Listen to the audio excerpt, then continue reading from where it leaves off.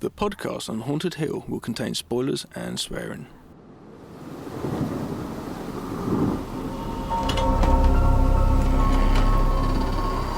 I am the devil, and I am here to do the devil's work. I saw this, Michael. Be one of us.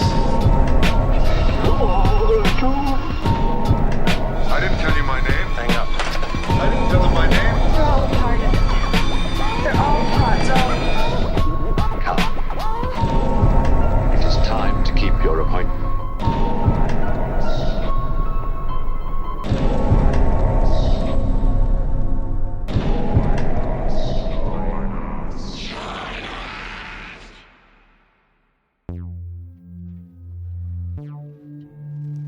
Hello?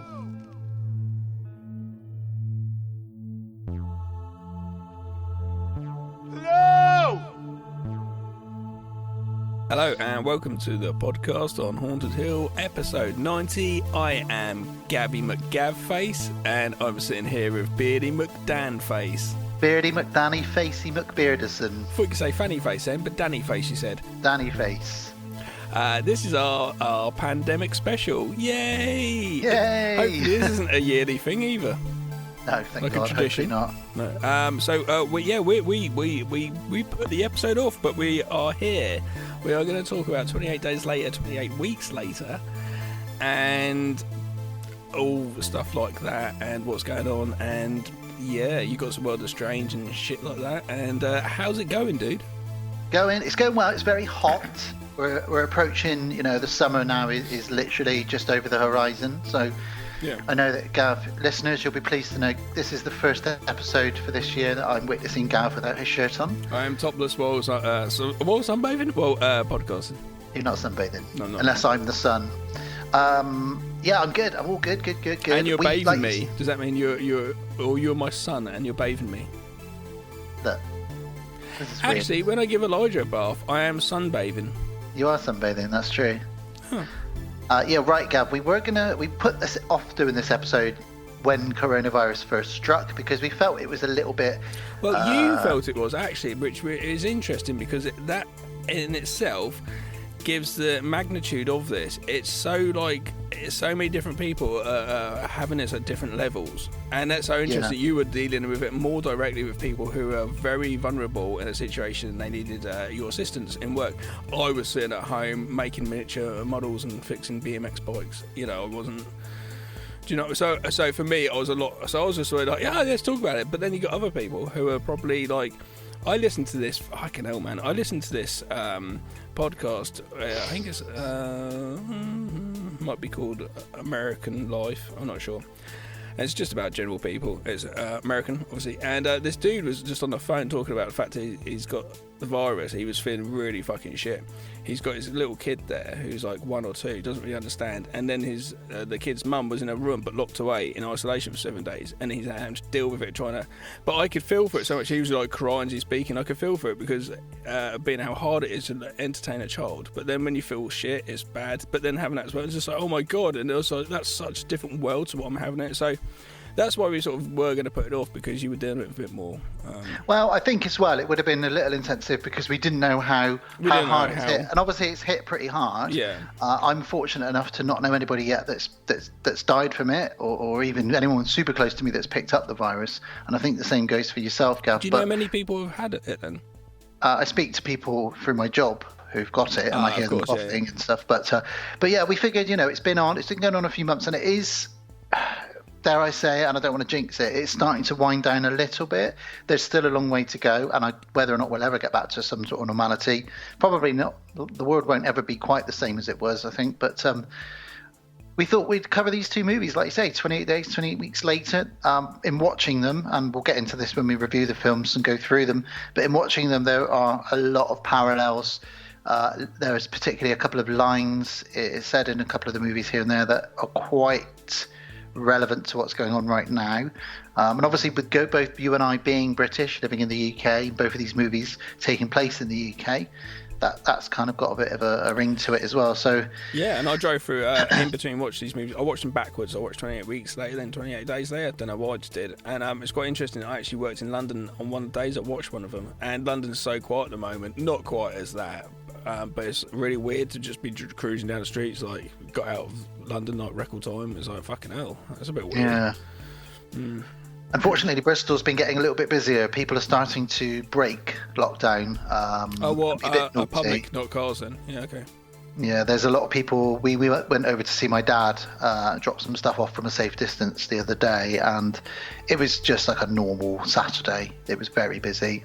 People were adhering to the 2 meters, but it was too many people out, and you could tell some of them were just out for a bit of fun. And unfortunately, I know that we all need a bit of fun, but we also need to adhere to government advice, etc., etc., etc. Talking of government advice, Gav, that leads me nicely into something you messaged me about the other day, which is you've picked up on a similarity between our great leader, and I say that very sarcastically, Boris Johnson, and the one and only Gary Busey.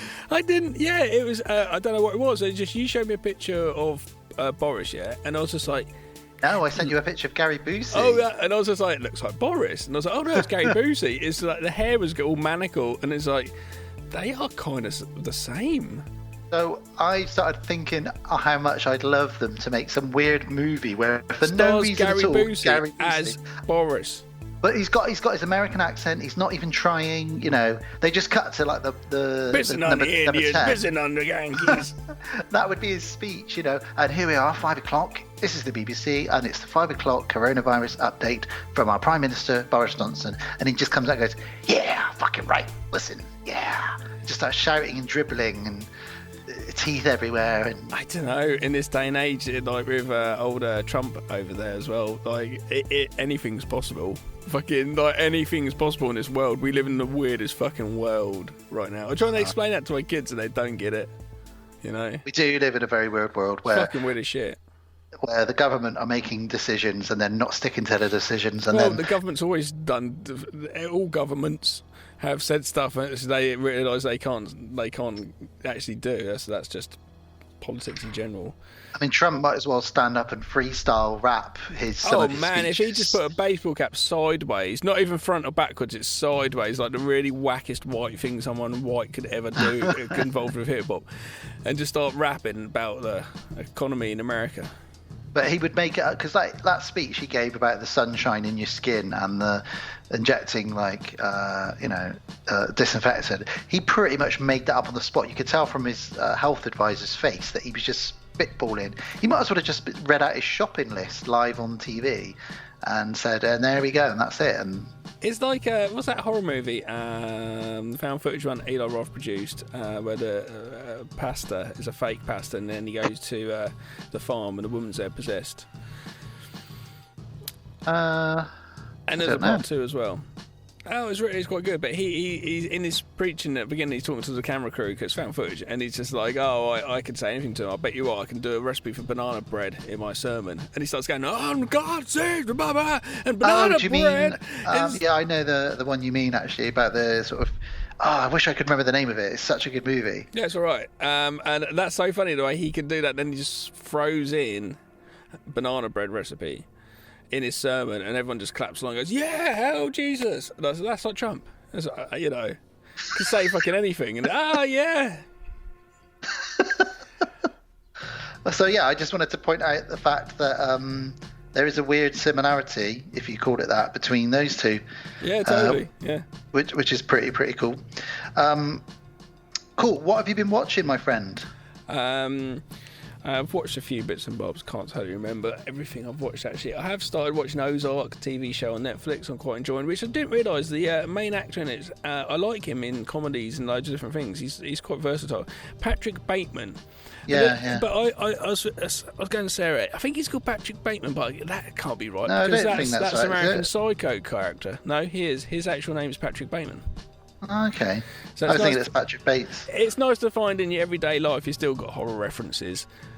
You know, it's always By the nice. way, that Eli Roth movie you're talking about is called The Sacrament. No. Which is it? No, I'm not talking about the Sacrament at all. Oh, okay. Because he produced that as well. No, Hero produced that one. The woman's possessed, and they go to the thing, and the guy just reads out a letter and says, "Oh, just go along to it." I don't know that one. Man. Oh man, you call yourself horror podcast? I tell you, so watching, I don't know, I've been watching some stuff. I fucking can't remember. I tell you what I did do today though, which is quite interesting. It's not interesting. It might not be interesting. Might not be funny, but I found it kind of amusing. Not long ago, a while back, Sarah gave me. She's basically going to get rid of her eldest son, who's now 16, 17. Oh, I don't know, 16, 17. His old BMX. It needed a bit of work on it. She's going to leave it out the front of the house or just give it someone else to do it. And I was like, oh, I'll take it. So I took it, and I've done it up while I've been in lockdown. So I got a BMX. So it would have been probably at a time a 14-year-old's BMX. So earlier I was like, I'm going to go for a ride, see if the kids want to come. No, because my kids don't even want to come out. They're happy just staying inside anyway. They don't need exercise or sunshine. They don't think that stuff exists. Only the internet cable connection. Anyway, so I just grabbed a hat and I'm going to go for a ride. So I rode around on BMX. It's so nice to get back to it's like I'm having like a midlife crisis with a BMX. But I'm riding along and everyone's sort of looking at me and I'm just cruising along that. And the baseball cap I picked up is a fucking Stranger Things baseball cap. So I'm riding a BMX with a Stranger Things baseball cap, looking like I've just started watching Stranger Things today, and I'm like having a midlife crisis as a 43-year-old. I found it kind of amusing, but I wonder why everyone kept looking at me. I was like, I've ordered you a basket to put on front of it, and then I'll be coming round after lockdown in a little red blanket. Little ET? I'll be a little ET with my little finger. You got to shave all your hair off. I'll have a little finger sticking out. I don't want to see your little finger. Ouch. I've watched a couple of movies, Gav. Yeah. You'll be pleased to hear I've watched another shark-exploitation movie. Of course you have. This lockdown must be brilliant for you. I've watched Raiders of the Lost Shark. Fucking amazing. What's going on in that then? Great title, isn't it? What happens in it? It's fucking terrible. Yeah, I know that. I'm not asking if it's good. What happens in it? So what happens is basically there's these sharks that eat people, but they can also fly a little bit. Why just a little bit? Because they don't really flying fly. Fish, they only sort of skim above the water. They don't tend to fly until the last sort of 20 minutes of the movie. Then they sort of start coming out of the water and flying through the air and taking people's heads off. Really bad. Okay.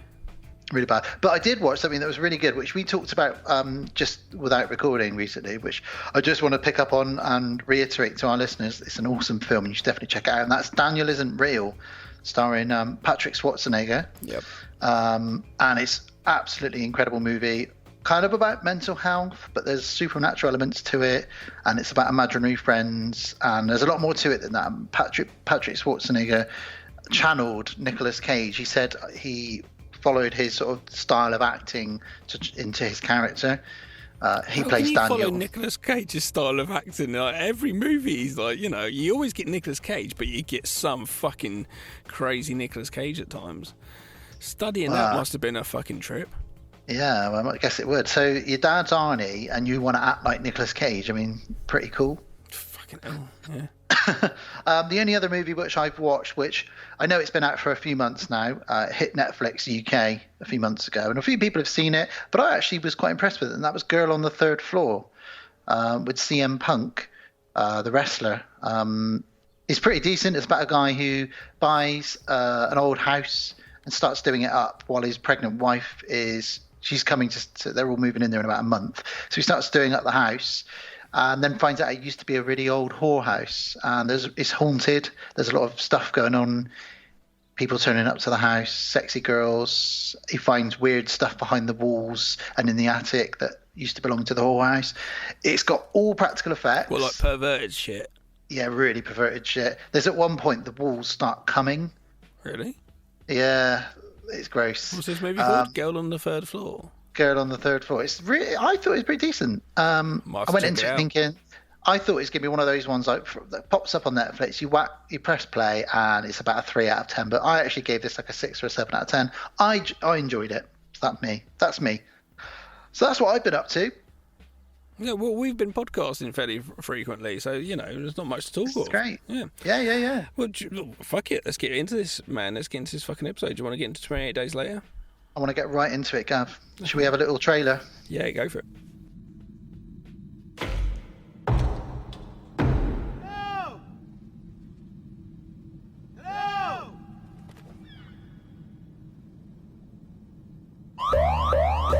So who are you? I wake up today in hospital. I wake up and I'm hallucinating. I've got some bad news. They're infected. Infected! Infected with what? Oh, I shouldn't have done that. The blood. There's something in the blood.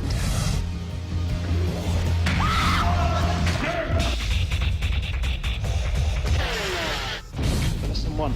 You never go anywhere alone unless you've got no choice. Hello? Lesson 2. Only travel during daylight unless you've got no choice. See, this is a really shit idea. You know why? This is obviously a shit idea. We have to leave now. More will be coming. They always do.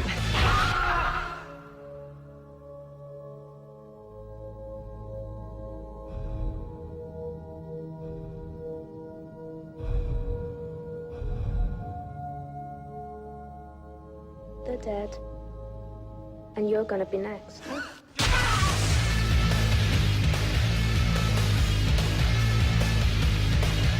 28 days later from 2002, 4 weeks after mysterious incurable virus spreads throughout the UK, a handful of survivors try to find sanctuary. Short, sweet. Short and sweet, very, very small. I looked into this because I looked into the way this was filmed, what cameras, because I remember before watching this, I kind of, like I said, I did this backwards. I did 28 weeks later, then 28 days later. But I remember this being real fucking handheld almost, and really guerrilla style filmmaking. And I looked into like that stuff, and it was like a fairly, not basic camera, but quite a sort of more basic sort of type camera. Which is very interesting. Anyway, sorry, I'm digressing from everything totally. Dan, do you like this movie? Well, funnily enough, I was going to ask you about that, and this is probably a good segue then. Now, I was going to go into this a little bit later on, but I was going to say, as a camera operator / filmmaker yourself, this film has before we get into it, this film has a very unique look to it. There's a lot of strange color saturation. The shots on handheld. That's because of the particular Canon XS1 that was used for it. But it works very well, doesn't it? Because it gives it that almost dreamlike. It's almost dreamlike, isn't it? It is dreamlike, and it's not a found footage movie, but at times. That's it's not just that's not the only camera. They used various area cameras, which are basically like the sort of go-to camera for filming movies. So they used that, but then they used a lot of the Canon, which is the more one that you're speaking of. But that gives it a style. When you think of that movie, you think of that style anyway. It's very saturated, and it goes really well with basically what's happening in the film and the whole theme, which is bleak, washed out, saturated, there's no hope, and everything just looks a bit off and a bit dreamlike, like you said. So I'm glad you brought that up, because that combined with the kind of almost dreamlike score at times, yeah, you're right. This film has a style that you remember, kind of like Lock, Stock, another British movie that's got a very specific look, style, feel, and that's because of the music, some of it. I feel like this is kind of in that same thing, you know what I mean? So I'm glad you brought that up. Watching this, it reminded me of the way World War Z goes. It starts off as a really big, more epic, wide movie showing what's going on, then goes to this more contained place. And I felt watching this again, look, I wasn't really into that. I wanted to carry on with the more London, do you know what I mean, rather than driving to Manchester. I know what you mean, definitely. I've really enjoyed the journey that the characters go on, though, and we'll get into that as we go through it. So it's directed by Danny Boyle, who'd never done horror before, really. I guess he touched on some kind of murderous, thrillery vibes, didn't he? If you don't know him, he's done a lot of stage stuff, done a lot of other films as well. And it's really interesting having him come on because, like you say, he's not a horror person. It's like when we get these people who are not horror directors, then they come and make horror movies. And quite often, more than anything, they're pretty good films. This was a massive breakthrough thing for us at the time. Zombies were boring as shit, and this brought the fast zombie in.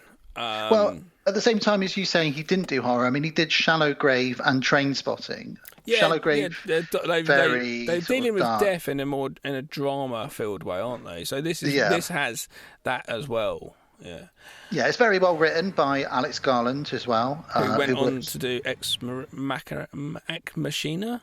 Ex Machina, and he also wrote The Beach as well. And it directed Annihilation. And in fact, Ewan McGregor was going to be in this movie as the main character, as Jim, but because they'd fallen out, him and Danny Boyle had fallen out because he wasn't cast in The Beach. Instead, they cast Leonardo DiCaprio. He didn't get shot, and I'm glad actually that he wasn't, because I quite like Cillian Murphy in this. I think he adds, because he's kind of, I didn't really know him. Really, he's an unknown at the time, yeah. His haircut in this when he wakes up in hospital is very Shoreditch. People pay a lot of money for that. These days they do, for sure. Yeah. Got a couple of other people just pop up in this, but no one too famous that takes you out of the movie. You've got we've said Cillian Murphy. You've got Brendan Gleeson that pops up later on as Frank. He's brilliant, and I love him in most things he's in. And also Christopher Eccleston much later on. I don't like him when he don't have his Irish accent. Do you not? No. He's got a good accent in this, though. But is that... Yeah, I know, but his accent, it just makes him that jolly old fella he is, you know. Just makes him, This movie came out for me when horror was starting to really pick back up. There was a couple of years in a row where there were some good horror movies coming out. Dog Soldiers, this, probably a couple of American ones that popped up here and there as well. And, you know... I really feel like there was a good couple of years of horror, and this was one of the ones that sticks out and it's become a classic. It's 18 years old now, but it's definitely one that I don't know anyone who's into horror that doesn't like this, and I don't know anybody who, even people that don't like horror movies, they would have seen this and they would have liked it. It's liked by most people that see it. I think it's got because it's so grounded in reality, and because it's nothing to do with undead or supernatural. And that leads us nicely on to, we might as well get out of the way, just a quick chat about the style of zombie in this, although they're not technically zombies, are they, Gav? Well, they're virus, infected. Aren't they? Yeah, they're infected with rage, yes. And that's what made this movie quite memorable for the time. We didn't have any zombie films at the time, and then all of a sudden we had this come out. But these were like mega fast zombies filled with rage, and they were just aggressive and hardcore. And it's like, whoa! And that's quite a big thing for the time. Well, you know, it wouldn't have been scary if he'd have been wandering through London with the Romero-style zombies shuffling towards him. He would have just walked around them. Do you know what I mean? But because everything's more amped up, and they cleverly put the whole rage thing into the story, it just ramps everything up in this, really. And it's like a Romero movie on speed at times, you know, with the way that the infected are coming after them. But like I say, it's kind of grounded in reality, and I think that's why a lot of people like this movie. Well, it's also interesting, zombie movies in the right hands are always socially... like a commentary on what's going on socially at the time. Yeah, right now it'd be brilliant to have a pandemic zombie movie come out, you know. God. I mean, and watching this, I will admit there were chills, even in 28 Weeks Later, which we'll get into much later in the episode, but there are definitely... And I guess that's because we are experiencing a pandemic right now and a virus.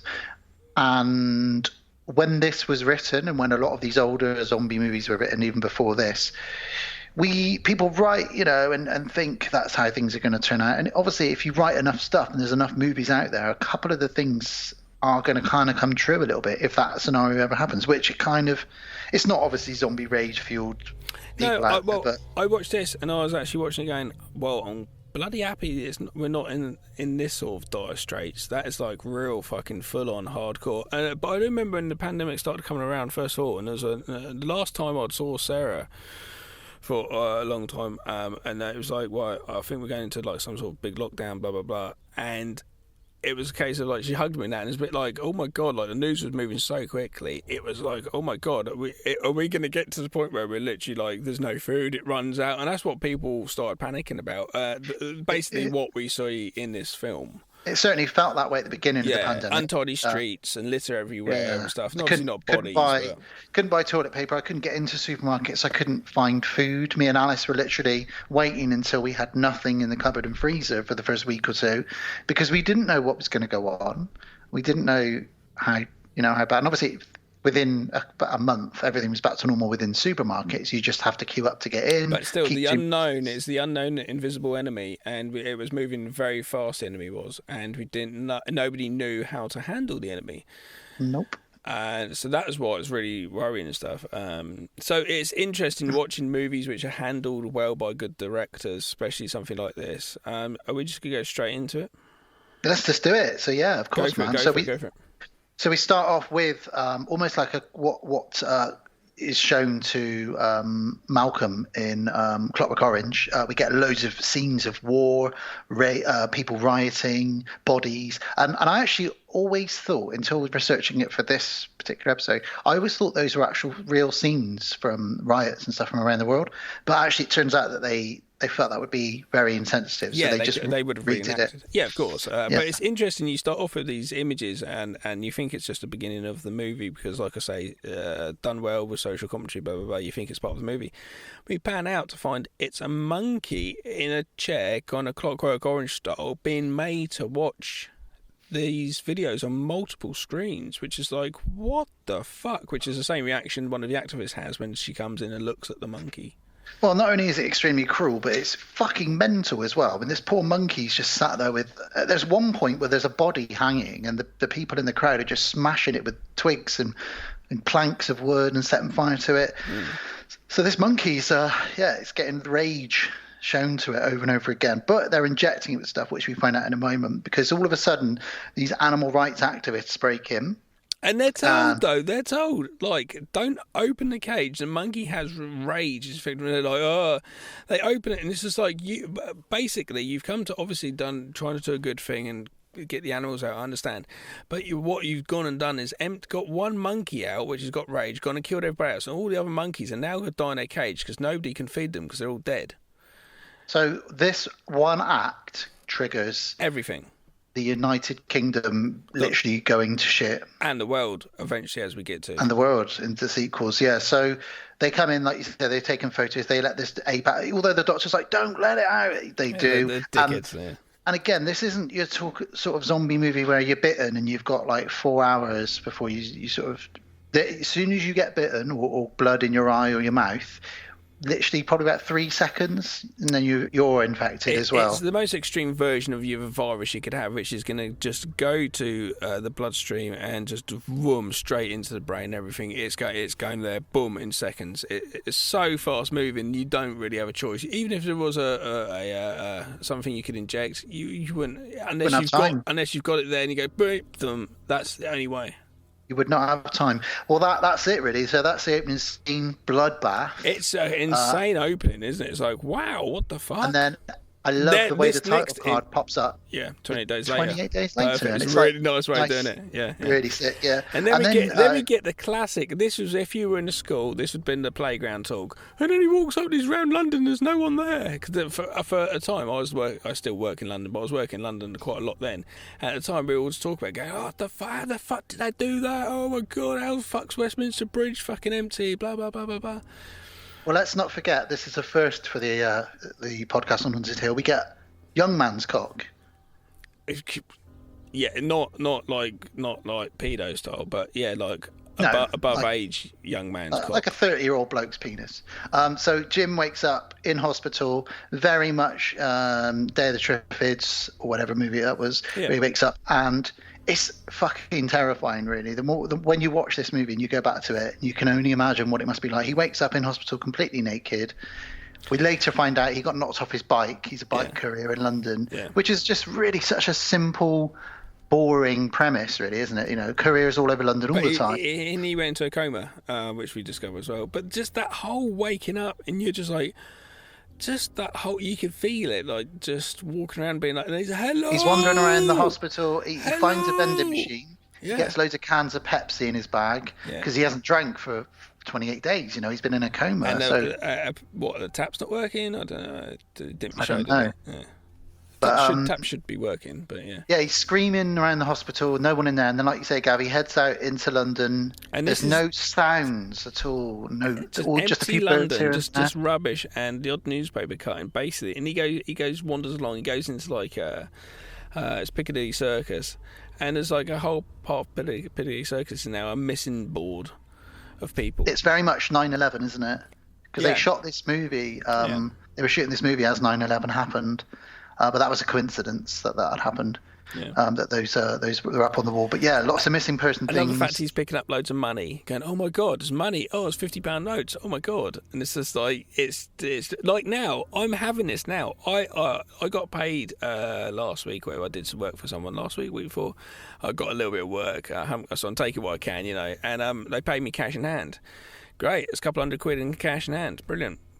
Fuck am I going to do with that? I've had cash in my wallet for ages, but a lot of stores aren't accepting it. Yeah, exactly. I've got nothing to do with it. It's like, oh, all right. Might as well just wipe my arse with it if I run out of toilet paper. Yeah.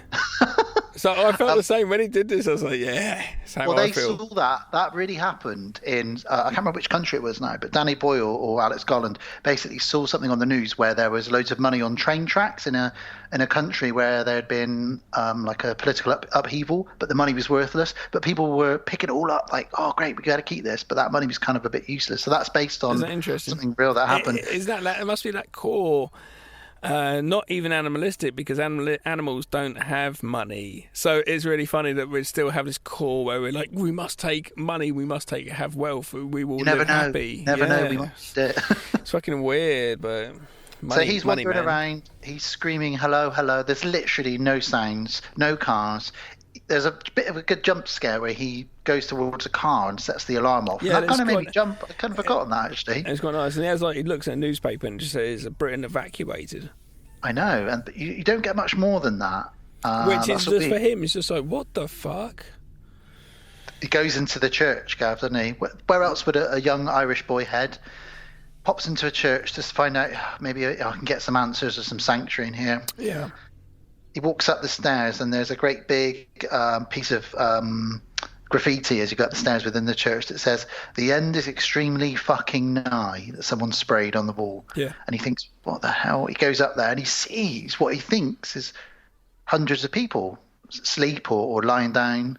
But obviously it's just, most of them are dead. There's probably a few infected in there. Yeah. And this is where we meet the guy he's from Father Ted, he looks like, anyway. Maybe it is Father Ted. Fuck, he sort of stumbles along and he's like, Father, what are you doing, Father? And this priest is just flying at him. So he whacks him in the head with a bag of Pepsi. Yep. Straight to the head. And then he's like, oh, fuck, I shouldn't have done that. And he straight away regrets, oh, I've hit a priest with my Pepsi. I'm sorry about that. But the priest is obviously unhinged and wants to eat his face. The priest Pepsi Punisher. The priest Pepsi Punisher coming soon. Starring Dan Bone. Live life to the max. Pepsi Max. He runs out of the church because he's suddenly chased by a bunch of infected. And they, like we said earlier, these aren't your shufflers. These are full-on sprinting, bloodlust, dribbling madmen. He legs it out, runs out of the church, and all of a sudden, petrol bombs are flying at the infected. And there's a couple of people in gas masks. Come this way. Head over this way. So he heads towards them. Then they end up blowing up a petrol station, which takes out the majority of the infected. This was a real explosion. Oh, really? Apparently, they blew up the petrol station, but they'd forgotten to tell the police. So a load of police turned up at the scene, and they had to apologise. And I don't think they were fined, but they certainly got a bollocking. Yeah. This is they go to their little hideout. They've got these so we've basically got a female and a male who've saved Jim, and they're all around the same sort of age. You're looking at your sort of late 20s. We've got Mark and Selena, who've been living for 28 days, off of scraps and hiding out and fighting the infected. And we're getting an info dump here anyway, an info for Jim, like what's going on and what's happened. And they basically break it to him and say, this is what happened. And he's like, oh, we'll go see mum and dad. Well, they'll be dead. Right, okay, brilliant. It's like literally like the shock of this must have been devastating. Must be like that Big Brother house in Germany. Yeah. Yeah. But by the way, guys, the whole wide world's gone to shit. Yeah.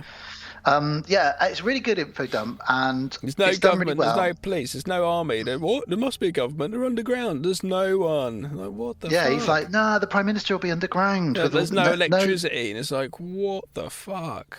And these two, I mean, all three of them, in fact, are fantastic actors. Although Mark's not in this movie for as long as I'd like, he's great. But particularly Naomi Harris that plays I assume Selena, she's great. It's funny because I recognised her from later on from a James Bond movie. Yeah, she's Bond, isn't she? Yeah, yes, she's a great actress, and everybody in this is great. And I think again that's what sells this story, is that everybody's really committed in this movie, that the actors, etc. So somehow Jim persuades them to go find his parents' house. So they walk the tracks, and they can because there's no trains anymore.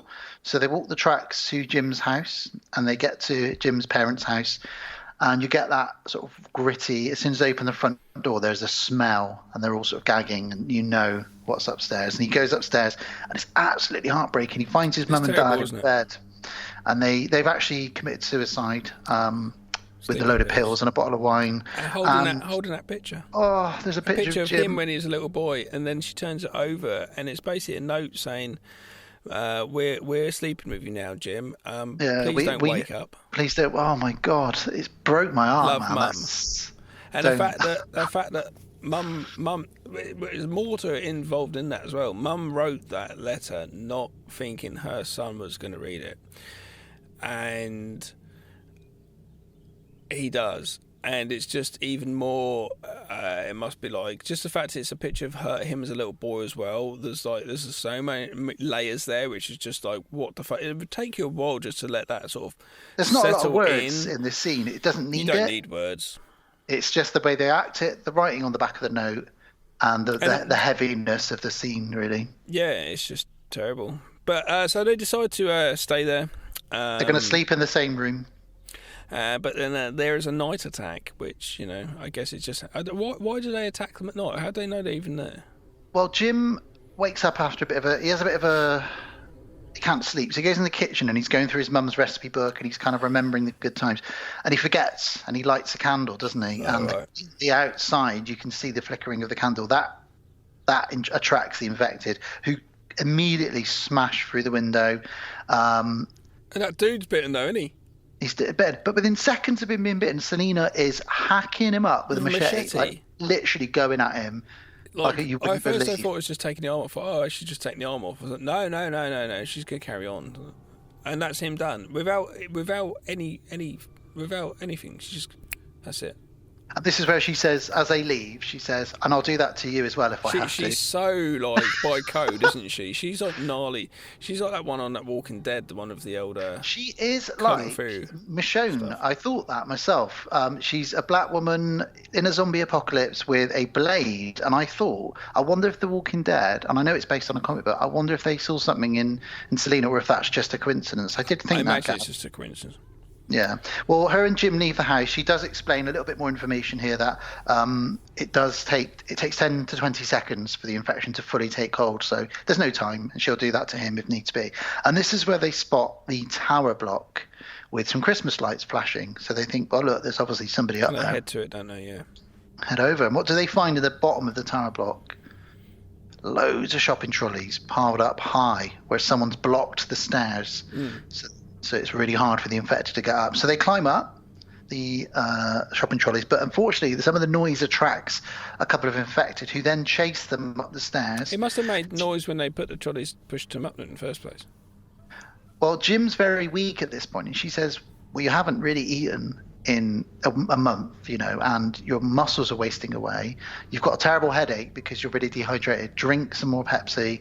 Let's get you up the stairs. But they get chased up the stairs by the zombies, and they get to the top, and there's just a great big bloke with a riot shield and a riot mask and helmet and armor on, and they think, what the fuck, who's this? And then he just says to them, go on, get past me, quickly, go down there, knock on number 127, she'll let you in.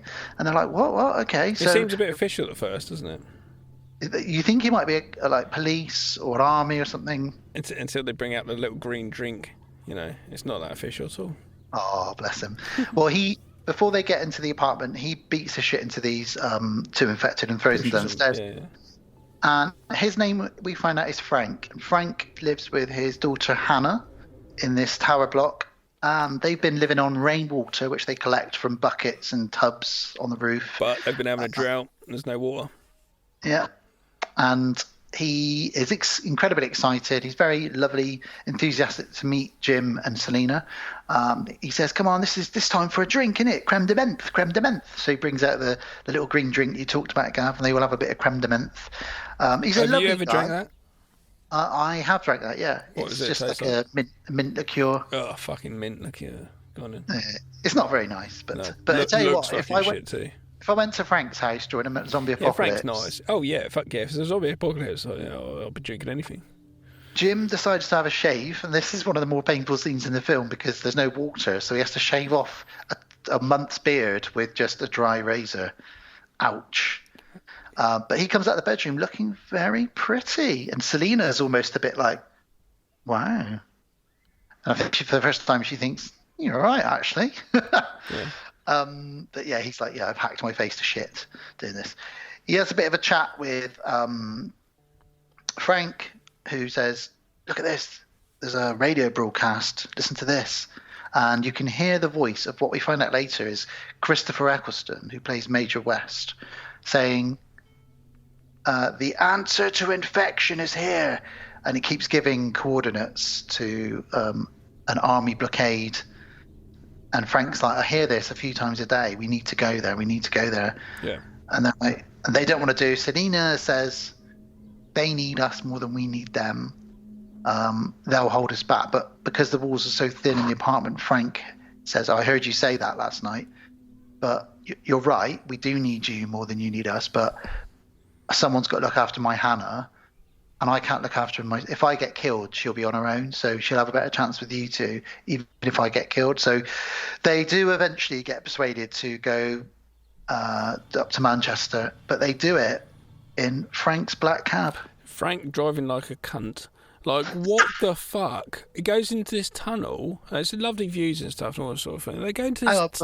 Hang on, before you say that, one reason I love this character is they get in this black cab. And as he turns around, typical, London black cabbie, he turns around and he says, I don't take checks or cash, I'm afraid.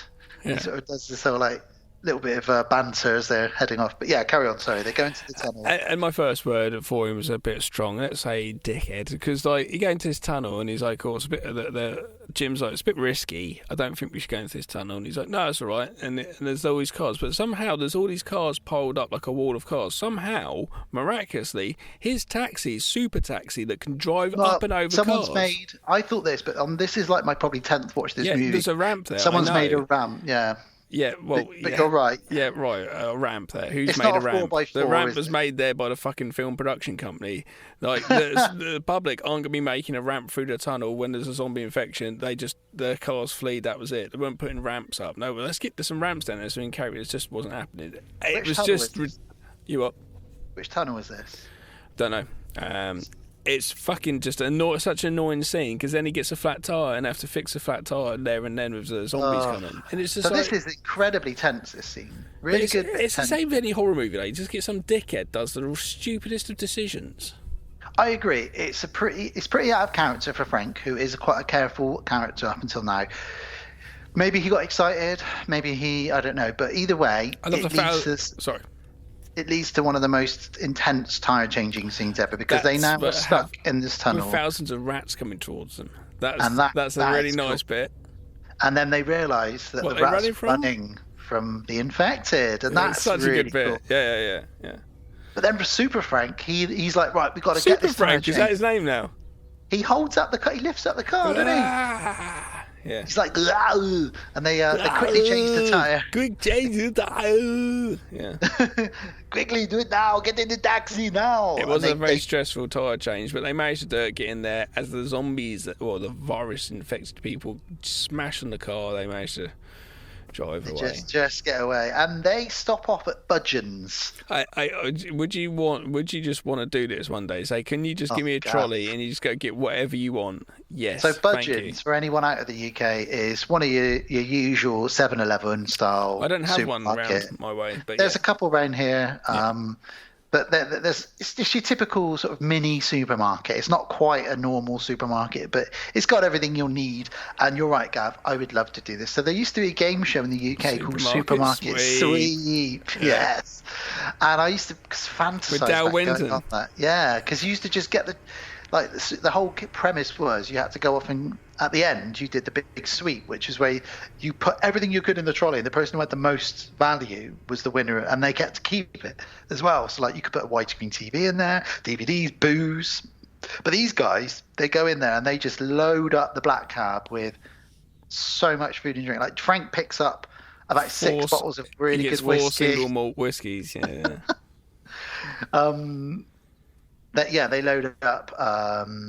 I think Selena, it was a really funny line I love, where Selena's like, man, I never want to see another chocolate bar again as long as I live. Then she picks up a Terry's chocolate orange and says, but I'll always have a Terry's chocolate orange.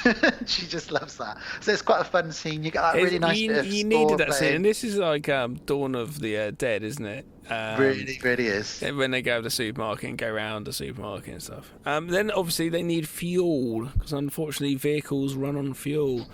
And this is the classic horror roller coaster. So we've had the ups where we've gone through the tunnel and changed the tire. Then we calm down a bit in the supermarket. Now we're about to hit another tense scene. Indeed. And getting fuel. And Jim's like, I want to go have a look in the shop. And she's like, we got everything we need. Don't need to go. And he goes, we haven't got cheeseburgers. It just says like this real like fuck off comment.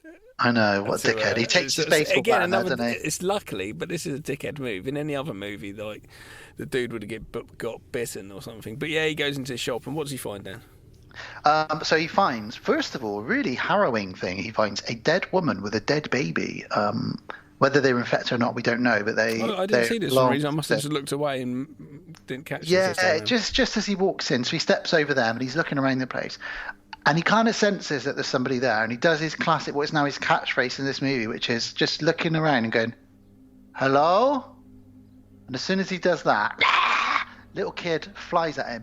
He turns around without even really noticing it's a kid, and he cracks its skull open with the baseball bat and probably hits it a couple more times. And then beats the kid to death.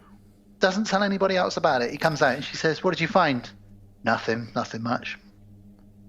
Cool. All right. So they drive off, they get the fuel and they drive off. And they now head over. They got this lovely score as they're driving towards on the motorway. And where do they end up now, Gav? In a place... Bloody Waverley Abbey, don't they? It's, which is a place I've been with your lovely ex-wife for walks with the dog, yeah.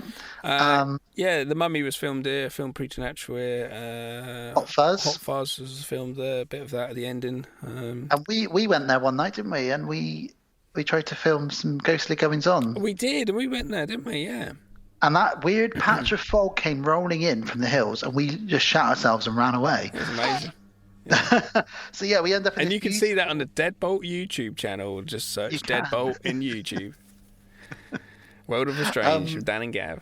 Really lovely setting. Lots of ruined abbey. It's a really beautiful place, and I was surprised how long they stayed there for and how much they filmed there, because there's lots of them walking around. You can't take cars right up to where that taxi drives along, but there's loads of them sort of walking around all the old monastery, where it's ruined now. It's quite cool.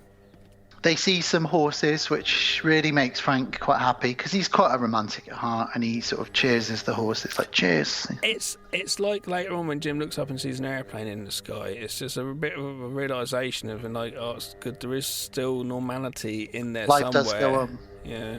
It's hope, isn't it? Well, they realise that it's getting a bit dark and they're going to have to set up camp for the night here, which is fine. So they eat some food, they have a chat. Selena gives Jim a kiss on the cheek for no reason other than she feels happy and for the first time in 28 days, And again, I do think she's falling for him a little bit, which he's like, that's cool. She's quite hot. I'll be happy with that. Although she'll kill me in a split second if she needs to. Yeah, she literally take a baseball bat to my head in a second. But I quite like that in a woman, Gav. She's like bloody Al Pacino, isn't she? So they start to fall asleep, but Selena says, "Oh, well, if you can't fall asleep, I'll give you some sleeping pills." So Jim takes a sleeping pill. Hannah says, "Can I have one?" And he's like, her dad's like, "No way." And he's like, "Go on, just let her live. Let her have half of one." So she has half a sleeping pill, and they all get a good night's sleep, apart from Jim, who has some terrible nightmares. Yeah. But he wakes up in the morning and he thinks they've all gone, just like in his nightmare. It turns out they were just pranking him. They're all in the cab, like, "Come on." They're pranking him because they knew what happened in his dream. So they're, "Oh, guys, I looked into his dreams last night. Let's put this prank on him." So yeah. There's a really sweet, very subtle blink if you miss it moment while he's having his little nightmare. And he goes up to Jim. Frank goes up to Jim, bear in mind what Jim's been through. And Frank sort of just taps his sort of arm and says, "Oh, come on, you're having a bit of a bad dream." And Jim just says, "Oh, thanks, Dad." And it's so cute and really lovely and really well done, I think. It just makes you think, oh, bless him. Yeah. He's missing his dad a bit. Oh, indeed. And they do manage to get to just outside of Manchester. They do. Which is funny when he says when they start, which is quite amusing actually, because obviously geography is not correct. If it was correct, they went from London down to my way, then went back up to Manchester, which has been very ridiculous to do. Obviously, we didn't know where that was, but he does say earlier on, like, "Oh, where is that? Oh, it's just outside Manchester. Oh, that's going to take, I reckon, 2 or 3 days." The way the state of the thing is, which I understand because some of the roads you don't know what the situation is, but it should really, because it'd take about 6 hours, 5-6 hours from London to Manchester. So for 2 to 3 days, it's quite a stretch, really. And some of those roads are fucking empty as shit. But anyway, they get there quite easily. It seems to be, one night? So I guess 24 hours maybe, I suppose. As they arrive on the motorway, you can see it says Manchester, Birmingham, and all the sort of... And you can see some smoke on the horizon, but we don't get to quite see it yet. And then Jim just says, "The whole city, the whole of Manchester." And as they pan out, yeah, Frank says, "Yeah, I guess there were just no fire engines or firemen to put out the fires, so they're just burning." And so for over a month, the entire city of Manchester is just on fire. Which is insane, isn't it? And it looks brilliant. It looks great. They arrive at the Roadblock, the army barricade. There's no one there, is there? So this is where they've been headed. This is where the message is coming from on the radio. And like you say, there's no one fucking there. It's deserted. So they have a look around. Careful, guys. Stick together. Have a look around. Frank's really annoyed at this point because he knows he's wasted everyone's time. He feels guilty. He's put his daughter in danger. And he sees a crow eating a dead soldier up on the barbed wire. And he's, "Oh, fuck off, leave it alone, leave it alone." And he kind of shoos it away. But unfortunately, as he gets close to the body, a bit of blood drips down. And it goes right in his eye. And just as that happens, Hannah comes over and she's like, Dad, are you all right? And he knows. He turns around, he says, kind of aggressively pushes it away. He says, "Get away from me." But then he quickly says, "Do you know what, Hannah? I'm so sorry for everything I've ever done to you. I really want to tell you that I love you so much. I'll always love you." And it's so heartbreaking because he knows he's got seconds. And she's like, "What? What?" And then all of a sudden he's like, "Brrr!" Starts freaking out. Just as he's about to attack them, sniper takes him out. He gets taken out by an unknown bullet. And it's a soldier. Yeah, we have actually a bunch of soldiers all of a sudden come out of nowhere. Now, this is the part of the movie which I was saying earlier, which I kind of watch this now. It kind of just goes in, for me, I don't know. It's like dog soldiers goes to the house. I don't mind that so much. That's fine. This could be another movie altogether. It could. And like World War Z, we go to that Welsh medical centre at the end, Yeah. It just feels a bit too contained, and like why are we now going from massive to smaller? And I don't really like these army guys. I don't like what they seem to be rapists. It's like, I think what they're doing is, like with a lot of zombie movies, they're showing that the danger isn't always the monster or the creature or the virus. That mankind is always going to be the most scary thing, which is what we find out. I know. It's a shame, though. We know this, though, and it's been done many times. Obviously, this is 2002 or whenever this came out. But, it's still like, it's a shame, I think. I really enjoy this half of the movie. Okay.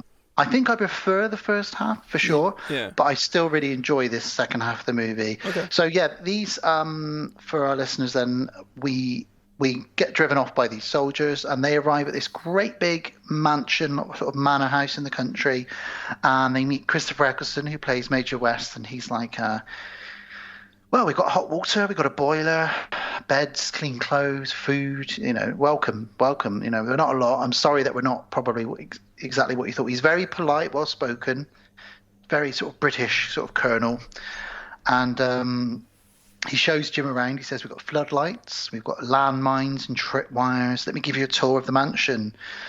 This is the kitchen, where the cook makes food. And you've got all these soldiers that seem a bit like, hey, I'm just making some beans on toast. And he's got like an apron on. And they all seem a bit all right at the moment. Yeah. You don't get any weird feelings until Jim gets taken in the garden to show... And not Michael Myers under the hanging washing. Infected runs out. They meet. Yeah, his name's Mailer, and he's one of the soldiers, Sergeant Mailer, and he's infected, and they're keeping him on a chain because they're learning about how long the infection takes to kill somebody. Which is, in fact, what you kind of should do anyway. Really, it's quite a good thing to study. So yeah. Christopher Eccleston, as only Christopher Eccleston could do, has a great moment where he says, "He's telling me, he's talking to me. He's telling me he'll never bake bread again. He's telling me he'll never hold a woman again. He's telling me he'll never, do this and do that. But he's also telling me how long the infected last without food." So he gives this great little speech. At first, I wondered where he was going with it. I wanted to sort of stop him and say, yeah, he's not going to do a lot of things. He's not going to shove a candle up his arse again. There's a lot of things he's not going to do. How is this? What the fuck? Why are we doing even having this conversation? But yeah, he does get to the point eventually, yes. Well, things take a weird turn on the next scene because they all sit down for a great big dinner. All the soldiers, the two girls, Selena and Hannah, Jim, and we're sat there, and the soldiers are acting very boisterous, very sort of, they're taking the piss out of each other. There's clearly a pecking order. A few of them call the other ones names and say stuff about them. And there's a scene I just really wanted to read out the couple of quotes from Gav, if I may, which I think really are very relevant to now, really. So they sit down, and the chef serves up some eggs, which turn out to be off. And one of the guys said, he says, well, these are disgusting. And he says, you just suppose you're waiting for Waitrose and all the supermarkets to open, are you? And he says, soon things will go back to normal. And one of the soldiers says, and this is quite relevant, I feel, because especially at the beginning of the pandemic that we're currently going through, he says, Sergeant Farrell says, well, I think Bill's got a point. If you look at the whole of life on the planet, we, man, we've only been around for a few blinks of an eye. So if this infection wipes us all out, maybe that is normality. Maybe that is the planet going back to normal. And I remember at the very beginning of the pandemic, the coronavirus, Alice and I had this conversation, as many people probably did. We hadn't seen a plane in the sky for weeks. Sounded like there were more birds than ever. The weather was much better. There was less pollution.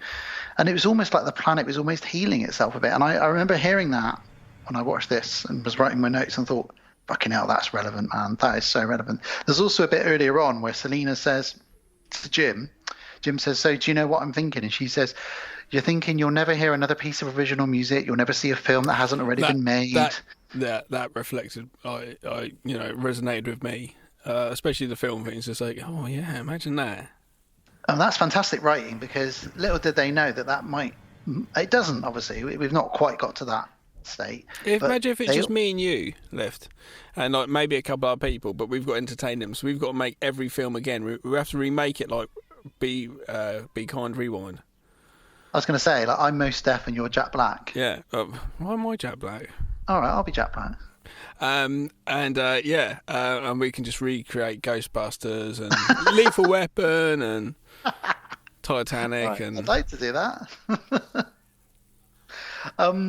Well, during this chat about infection and dinner, suddenly there's a couple of explosions and the floodlights come on and the alarms go off, and the infected are on the lawn. So the soldiers all jump up, they grab their guns and they start shooting. Yeah, they've got these things, tripwire type things laid up everywhere. So the floodlights come on, alarms go off. They're really kitted up. They've got machine guns, semi-automatics and stuff. They love it. One of them said, "Fucking hell, he fucking bounced." There's that one guy that you're doing there now. Fucking hell, mate! Look at you, fucker. He's like the guy when I used to frequent pubs in my teenage years. He's the one you're just trying to avoid because I'm out for a fucking fight tonight. Oh God, you're such a prick. Please go away. He shoots one of the infected and they land on a landmine and then they bounce and then they bounce onto another one. He's like, "I've never seen any fucking thing like that in my fucking life." He fucking bounced. Fucking hell. He is such a horrible. Bits. He picks a bit of body and flesh off it. But hang on, surely you would be infected if you touched that. Only if it goes in your eye or your mouth. Yeah, he doesn't look like he washes his hands regularly. That's for sure. So they go back inside and they start harassing Selena, and they sort of pick on her and push her about, and he makes some sexual sort of comments. You knew that was coming, though, to both of them as well. How old's the daughter supposed to be, the younger girl? She's probably about 13. Oh, okay. I was thinking like 15, but okay. Yeah, she's quite young. So obviously of an age which is not appropriate for anything, you know. Well, at this point, they don't say an awful lot to her, but that does change, obviously, in a moment. So Major West comes back and he says, "Like, clear the bodies off the lawn, get everything sorted back to how it was." And this is where he reveals his plan to Jim, which is, "I promised them women." Oh. And Jim's like, "What?" And he's like, "Yeah, I can't let them go now. There'll be uproar. I've promised them. That's the repopulate thing, the earth." That's the thing, though. If there is, you can see when people, especially guys that are all horny as well, youngsters, and the fact that they probably justify things like this torture, capture, rape, or keeping a woman like that, justify it with, "We need to repopulate." And I can see where they're coming from, but it's still a maniacal way of looking at it, which is very extremist post outbreakist active type people, Well, he says 8 days ago I found Jones with his gun in his mouth. He said he was going to kill himself because there's no future. What could I say to him? We fight off the infected, or we wait until they starve to death, and then what? What do 9 men do except wait to die themselves? So I moved us from the blockade. I found this house. I set the radio broadcast, and I promised them women because women mean a future. So he thinks he's doing the right thing in a crazy... Yeah, that's what I'm saying. It's completely maniacal and lunatic. But you can see where they're coming from. There's something there which is okay, yeah, but you're doing it a very insane way. It's like insane dictators of countries who think they're doing correct. Fucking Hitler thought he was doing something correct in his own way, and it's like no, and just having to brainwash everyone else. And this is this group of guys. At this point, Jim and Selena and Hannah are thinking, bring back the fucking infected, because this is not good. We can run from them. These guys have got guns. They knock Jim out because Jim does try and rescue the girls, and Major orders one of the soldiers to go upstairs and pick out something pretty and appropriate for the women. And there's the other soldier as well, who's the all-right soldier, who was discussing earlier normality of the planet without civilization is what normality is. That one earlier. Yeah. They knock him out as well. Knock him out because he's a bit like, well, you can't be like that. He seems to be like the only all-right one. He's the only decent one, really, isn't he? So they take him and Jim locked up in a room. They lock them in a room, and he has a bit of a rant to Jim, and he says, they're rapists. They can't do this. This is terrible. So they take this soldier, I don't know his name, but they take him and Jim off to the pit. The pit is a place just out of the grounds in the woods where they've taken loads of infected and just shot them or whatever, and they're rotting away. And apparently, when they were filming this scene, it's very near a road, and all those bodies, they went off and they left all the bodies piled up in a ditch by the side of the road. Someone drove down the side of the road and almost crashed their car. What a fucking surprise. And called the police. Again, they're so in trouble twice with the police because someone forgot to clear up all the fake dead bodies. Jesus Christ. And the thing is, they do them so well. When they did shot Transformers locally, Like the one which is the medieval one at the beginning. They've got that massive sweeping shot. That's the Bourne Woods, and we went down there and just looked at all the stuff, and you could just look at them all, and it all looks like the horses are all in half, half of people. Just, and I was obliged to say, it's not real. It's like fucking hell. Yeah. Well, there's a bit of a fight here between the soldiers because they're going to basically execute Jim and the other guy. Jim. It's a different movie now. This is what I like. I understand, like you're saying, it's the horror of human kind of stuff. I don't think it just feels like such a different movie now. I feel like it goes back to horror now, though, because it does. But Jim falls over and he sees this plane in the sky, so he knows he's got something to live for now. Yeah. Which really gives him the incentive he needs. So he runs back to the mansion, and this is where the girls have been made to dress up. Selena says, "Let me get us ready. You know, it's not polite." And she's trying to take hold of the situation. She tries to give Hannah some pills so that she won't feel, you know, the rape or any of the horrible stuff that's about to happen to them. Because you basically got 6 terribly horny, horrible soldiers out there, and it is not nice at all. It's very harsh. Then the alarm goes off, and that means that Jim is on the premises. Jim set the alarm off on the barricade. Well, they assume straight away it's Jim, don't they? Go, it's Jim. It's like, well, why would it be Jim? Why is it not just another zombie like before? Well, he basically goes back to the barricade and sets off the alarm, so they all head out back to the highway, the motorway, and he manages to kill one of the soldiers. Another one of them gets infected. They all start running through the woods. Jim's broken the Jeep so that Major West can't. Can't drive off. This in the movie's weird as well. This is where Jim basically goes Sylvester Stallone in First Blood. It's such a weird thing. He does. All of a sudden, he has this new, like, I've now something to live for. I am aggressive. I'm bareback in the rain. I am angry. It just seems like a different movie almost. It just seems weird, you know. It's cool though, because it's kind of like a bit of almost Suspiria I get from some of these scenes now, where the girls are in dresses, running through this crazy house. I kind of wanted to see the movie play out in London. Do you know what's what I mean? funny is that Hannah is really. I know what you mean. I guess that's funny. I guess that's Shaun of the Dead though, isn't it? I suppose really, obviously without the humour. What's funny during this whole scene in the mansion, though, is Hannah did take the pills. I don't know what pills they were. And she is high as a kite. She's running she's around. Floating around, isn't she, in her little world? I feel great. This is fantastic. Don't worry about me. And Selena's like, for fuck's sake, just keep up with me. So Jim re-enters the mansion, and the soldiers all start getting killed because he unchains Mailer, doesn't he? So Mailer is now running around, taking soldiers out. Jim manages to kill one of the soldiers with a bayonet. Major West arrives back at the mansion. You get one dude that's in a cupboard. Hiding. Yeah, I'd have stayed in that fucking cupboard. I wouldn't go out. Yeah, right. I love the bit where Hannah hides behind the mirror. That's a really cool bit when the zombie comes right up to the mirror. Yeah. He doesn't know he's inches from her, and he looks at himself, and then he runs off, and then she slowly drops down from behind the mirror in the bathroom. That's cool. Then you've got... This is a weird bit. This is when basically Jim turns into Chuck Norris or something, and he's hiding in some rafters, then dives down. He smashes for a ceiling, dives down. He's hiding in rafters.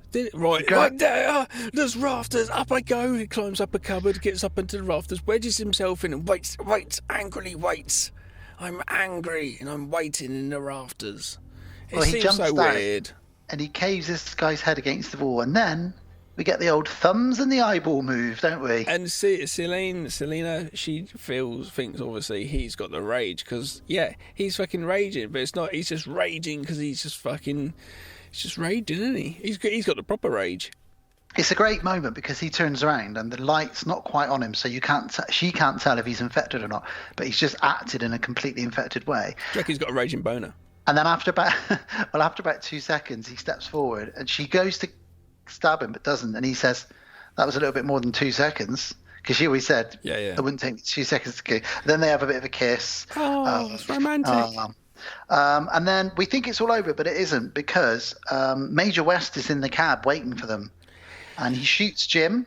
Okay, I'm gonna have to go for it, and I'll chime in. Go on. Okay, so he shoots Jim. Jim is injured. Hannah drives the cab because she's driving really high, and she reverses it so quickly that he smashes into the house. Mailer grabs him out the back window, pulls him out the back window. Okay, let's go for that then. Right.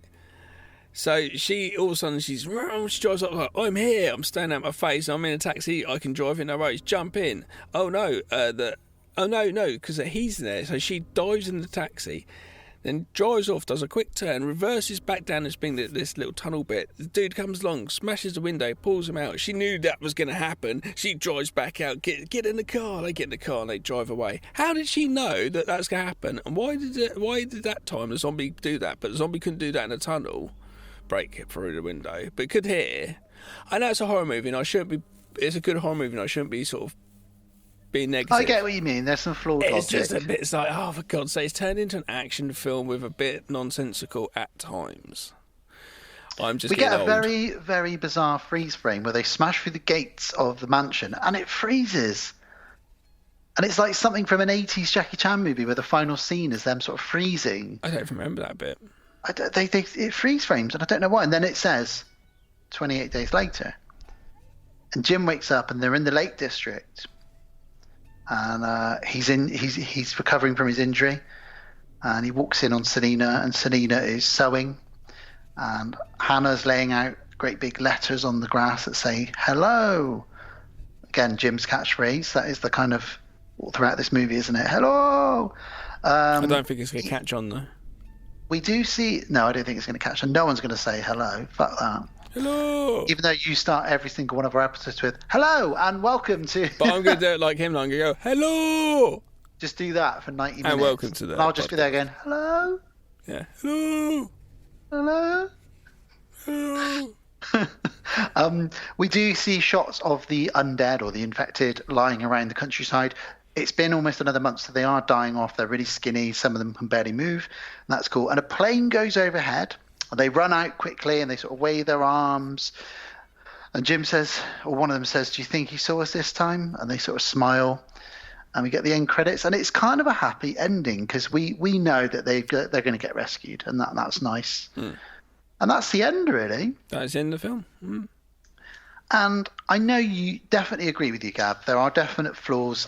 If you want, there's stuff that wouldn't happen in real life. I'm only doing that now because I'm looking at it from fucking someone that's doing a podcast and writing some, if I'm sitting there watching it. And when it first came out, for me, it was just like, wow, this movie's incredible. And it's such a good film. At the cinema. Oh, really? It's still, for me, it's one of my favourite, definitely horror movies set in Britain. I'd probably put it might even enter my top 20 horror movies all time. And I think that scene, the scene waking up in the hospital and walking the streets of London is iconic. Very, it's iconic. And I think, this launched the career of Cillian Murphy. He'd done a few things before this, but since then he's been in Batman and God knows what else. It's just... what this movie also did is we never had fast zombies until this movie, and it really changed the genre, really. And then, there's a million infected zombies movies and TV shows even since then, since this. But I've always preferred slow zombies, but this works. This really, really works. Be nice to have a picture of him when he's walking over Westminster Bridge, and you've got Big Ben behind him on his left, and he's got his little shopping bags in his left hand, and he's. I love that. I love that he's got a little shopping bag with a couple of cans of Pepsi in it. And he's wearing his scrubs, walking across a really littered bridge. That'd be a great poster. And all that's on that bridge is litter. Yeah. But also loads of mini Big Ben, there's shitty models that they sell to tourists. Yeah. But they're everywhere. They're £2 each. They're just all over the place, aren't they? Yeah. It's great. Be rubbish right now. Big Ben at the moment for a while now has been having a refurb. So at the front, every tourist that comes to London must be like, well, that's not shit because it's just scaffolding. So the way they shot those scenes, they literally got about an hour's worth of footage in the mornings, yeah. Out of doing about 3 mornings, and they would hold off the traffic. They did the same on the motorway. They held off the traffic for 5 o'clock in the summer, 5 in the morning. Must have been something like that. Well, that's how they did the motorways. When you see the shots of them driving to Manchester, they basically closed the motorways a mile either way, and they could only do it for about 10 minutes. Oh yeah, man. So they did that, and they got as much footage as they could. I don't give a fuck what movie. Fuck off, yeah. Well, Gav, this is a great movie, even though it's got some silly elements, and Jim does a stupid thing, and Frank does a stupid thing in the tunnel, but it gets us from A to B to C to D to Z for zombie. And I'll give it a zombie thumbs up as well. And I give it a big infected thumbs up. I give it a monkey biting my thumb off thumbs up. I can give it a swollen, pus-filled, infected thumbs up. I'm glad you said pus-filled thumb. Nothing else. Yeah, great movie. If you haven't seen 28 Days Later, I'm really sorry we just ruined it for you, but we haven't, because us talking shit about it would never be as good as that movie is. And if you have seen it, then you will appreciate just how great that fucking film is. We are going to be talking about the second one at some point, but before we do that, Gav... Do you think us talking shit about Leprechauns better than watching Leprechaun? 100%. That's very egotistical of you. Before we get into the time machine, I've got to tell you something about the time machine, Gav. Yeah. It broke. Shit, what happened? Well, basically, I didn't realise that going to a new decade would cause so many issues. So basically, I've had to put in a new flux capacitor. I've had to put in a new hyperdrive. I've had to reconfigure it. Otherwise, we wouldn't have been able to go past 1989. So if you're happy now, I fixed it now. Don't worry. Let's do it. Let's get in. While I was doing it, though, I cleaned it all out. You'll notice how nice and clean it is in there. Okay, well, let's do it. Let's get out of here now. Let's go. Let's do it then. You ready? Whoa! What's this machine? This is my time machine. Your time machine? Yeah. For the next 5 minutes, we are going to be the time team. The time team? Whoa! What's this? Look at that! Look at that! Oh, he's been dead 100 years. Look at that! Look at that's the Statue of Liberty coming out of the sand. Oh, there's a dinosaur! Oh my God! Look at that! It's something else. Oh! Here we are. 1990, a whole new decade. Wow. This is why I had to change some of the configurations and the machinery of the time machine. What was the first year you got the time machine? It's around about the mid-60s, I think. Okay. So 1990, so wow, this is cool, 1990. So what was I? I was 13. I was a teenager. Did you like, by the way, the new interior of the time machine? No, I've done it all out. Yeah, it's more 90s looking. I suppose you're going with the decade, are you? That's why it's all sort of purple and green colours. It's that we're going to go into hyper techno colour. We're going to like the clothes will once you sweat they will change colour. Who cares? Why? I don't know. Everyone thought that was fucking cool. I was wearing a lot of cool? bright colour. Look at Fat Mike over there. God, he looks like Australia's now on his chest. I was dressing like Will Smith around about this year. I was wearing bright orange shorts and bright green t-shirts.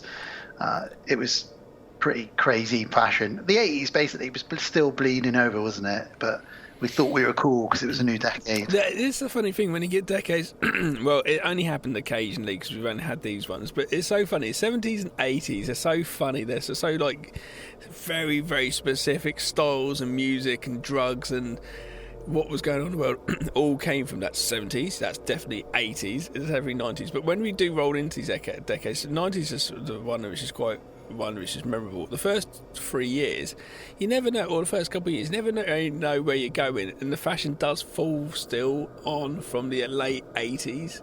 So you're very much right. And the early 90s was very much this. It was very much a villain of this, just like, what the fuck? Well, while we're here actually in 1990, I just need to grab a few of these. Hang on.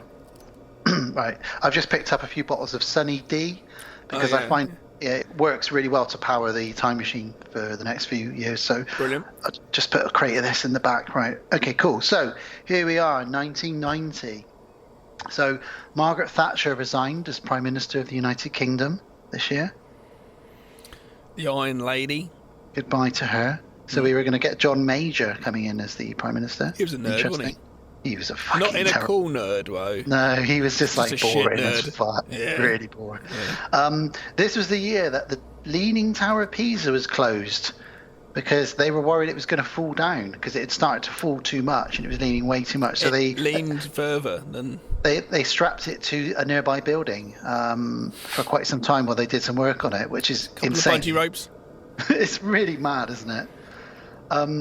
Probably forgot to mention in the last episode actually that the Berlin Wall had fallen, but early this year, because that was at the very end of '89. So this year, we lost 2 countries, East and West Germany, and we got 1 country of Germany. So Germany was once again just 1 country. Which it should have been. Have you been to see the Berlin Wall? What's left of it? I have indeed, yeah. I went there a couple of years ago.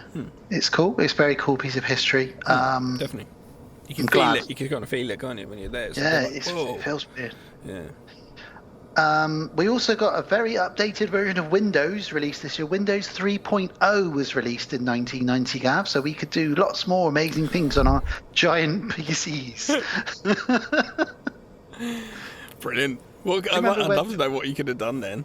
Remember when people had... I only knew a couple of people with a PC in 1990, and I remember it was so cool because they had like an encyclopedia sort of... you could go on there and you could look at like an atlas of the world on there, and it was so good. Oh, wow, brilliant. Yeah. You sound so sarcastic. Also in 1990, something called the ozone layer was discovered above Antarctica. It was all the rage. I remember that. Above the North Pole, I think it was. They discovered there were holes. Yeah. And we realised we were fucking up the planet. Yep. Oh, that basically, like, it's the end of the happiness of the 70s, the swinging 60s, the fun of the 80s, and the 90s, like, you're fucking up the world. I like to think and now you've got AIDS coming as well. I like to think it was because of all the hairspray that was used throughout the 80s. That probably caused some of the holes in the ozone layer. Talking of fucking things up, AIDS was the 80s, though, wasn't it? Not 90s. AIDS was the 80s, yeah. Talking of fucking things up, Milli Vanilli fucked up this year as well at the Grammys. Do you remember what happened to them? Well, that's infamous, where he's singing on the stage, but like the backing track. What happened? So they'd won some awards and Grammys, and they were performing at the Grammys. Their famous song, "Girl, You Know It's True." Yeah, you know it's true. But quite literally, they were singing, and the tape fucked up that they were miming to. And it went, "Girl, you know it's, girl, you know it's, girl, you know it's, girl, you know," and it just carried on.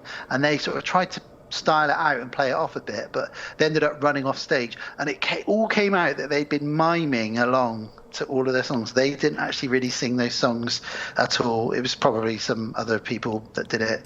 So yeah, Milli Vanilli, so sorry, but you fucked up. Well, that was in England. We did very much have with the Top of the Pops and that, and like Stockade and Waterman, wasn't it? All these people, and they're making like Take That and all these things. They're very much a factory produced music wasn't there in the charts at times. So many times it's amount of money and just getting that one song, you'd never hear of it ever again. It's all about the charts and being in the charts. That was a thing. Now it's whatever. Well, they took what was good in the 80s, the original songs and the bands that came out in the 80s, and they just tried to turn that into a formula, I think, in the early 90s. Yeah. And it worked, but it didn't work. Talking of charts, there was one white rapper that hit the charts in 1990. Ice Baby. I saw him in a Netflix movie. It's just come on, The Wrong Missy. It's a Netflix movie, just come on. Yeah, it's a Netflix he's buddies original. with Adam Sandler now, so he turns up to the bar of Adam Sandler movies. And he's at the bar, and this woman goes, and he's going, "Oh," and she's like, "So we're gonna have sex?" And he's like, "Yeah, okay," and having the drinks and stuff like that. And she says something. He says, "Ice Baby," and I was just like, "Oh my god." Yeah, Vanilla Ice, man. I mean, the guy's a legend. He looked kind of cool there, like, doing his thing. Yeah, he's cool. And I bet he's got laid many times just by sitting at a bar like that and a woman coming up to him and being like, "Hey, you Vanilla Ice?" Like, "Yep, Ice Baby." She's like, "Oh, let's have sex." Okay, then. You know it, don't you? I do know it. Couple of exciting things on TV. The Sci-Fi Channel kicked off in 1990. So it's very new. That's channel cool. Came out. Yeah. Was that on Sky? I should imagine it was American channel, so it would have probably been on Sky. Sky was just probably coming out in the UK now. I discovered recently on my Amazon Fire Stick there's like a sponsored advert for an app, and it was like just like so it's like regular TV, and you go on there and stuff just plays like live. There's no like you can't and there's loads of different channels, and they got like Unsolved Mystery Channel and like the Sonic the Hedgehog channel and just all these different channels and loads of like American stuff which I've never seen before. All like classic ones which you'd hear from them the 80s and 90s. Unsolved Mysteries back to back, the whole channel. Do you ever watch them ones?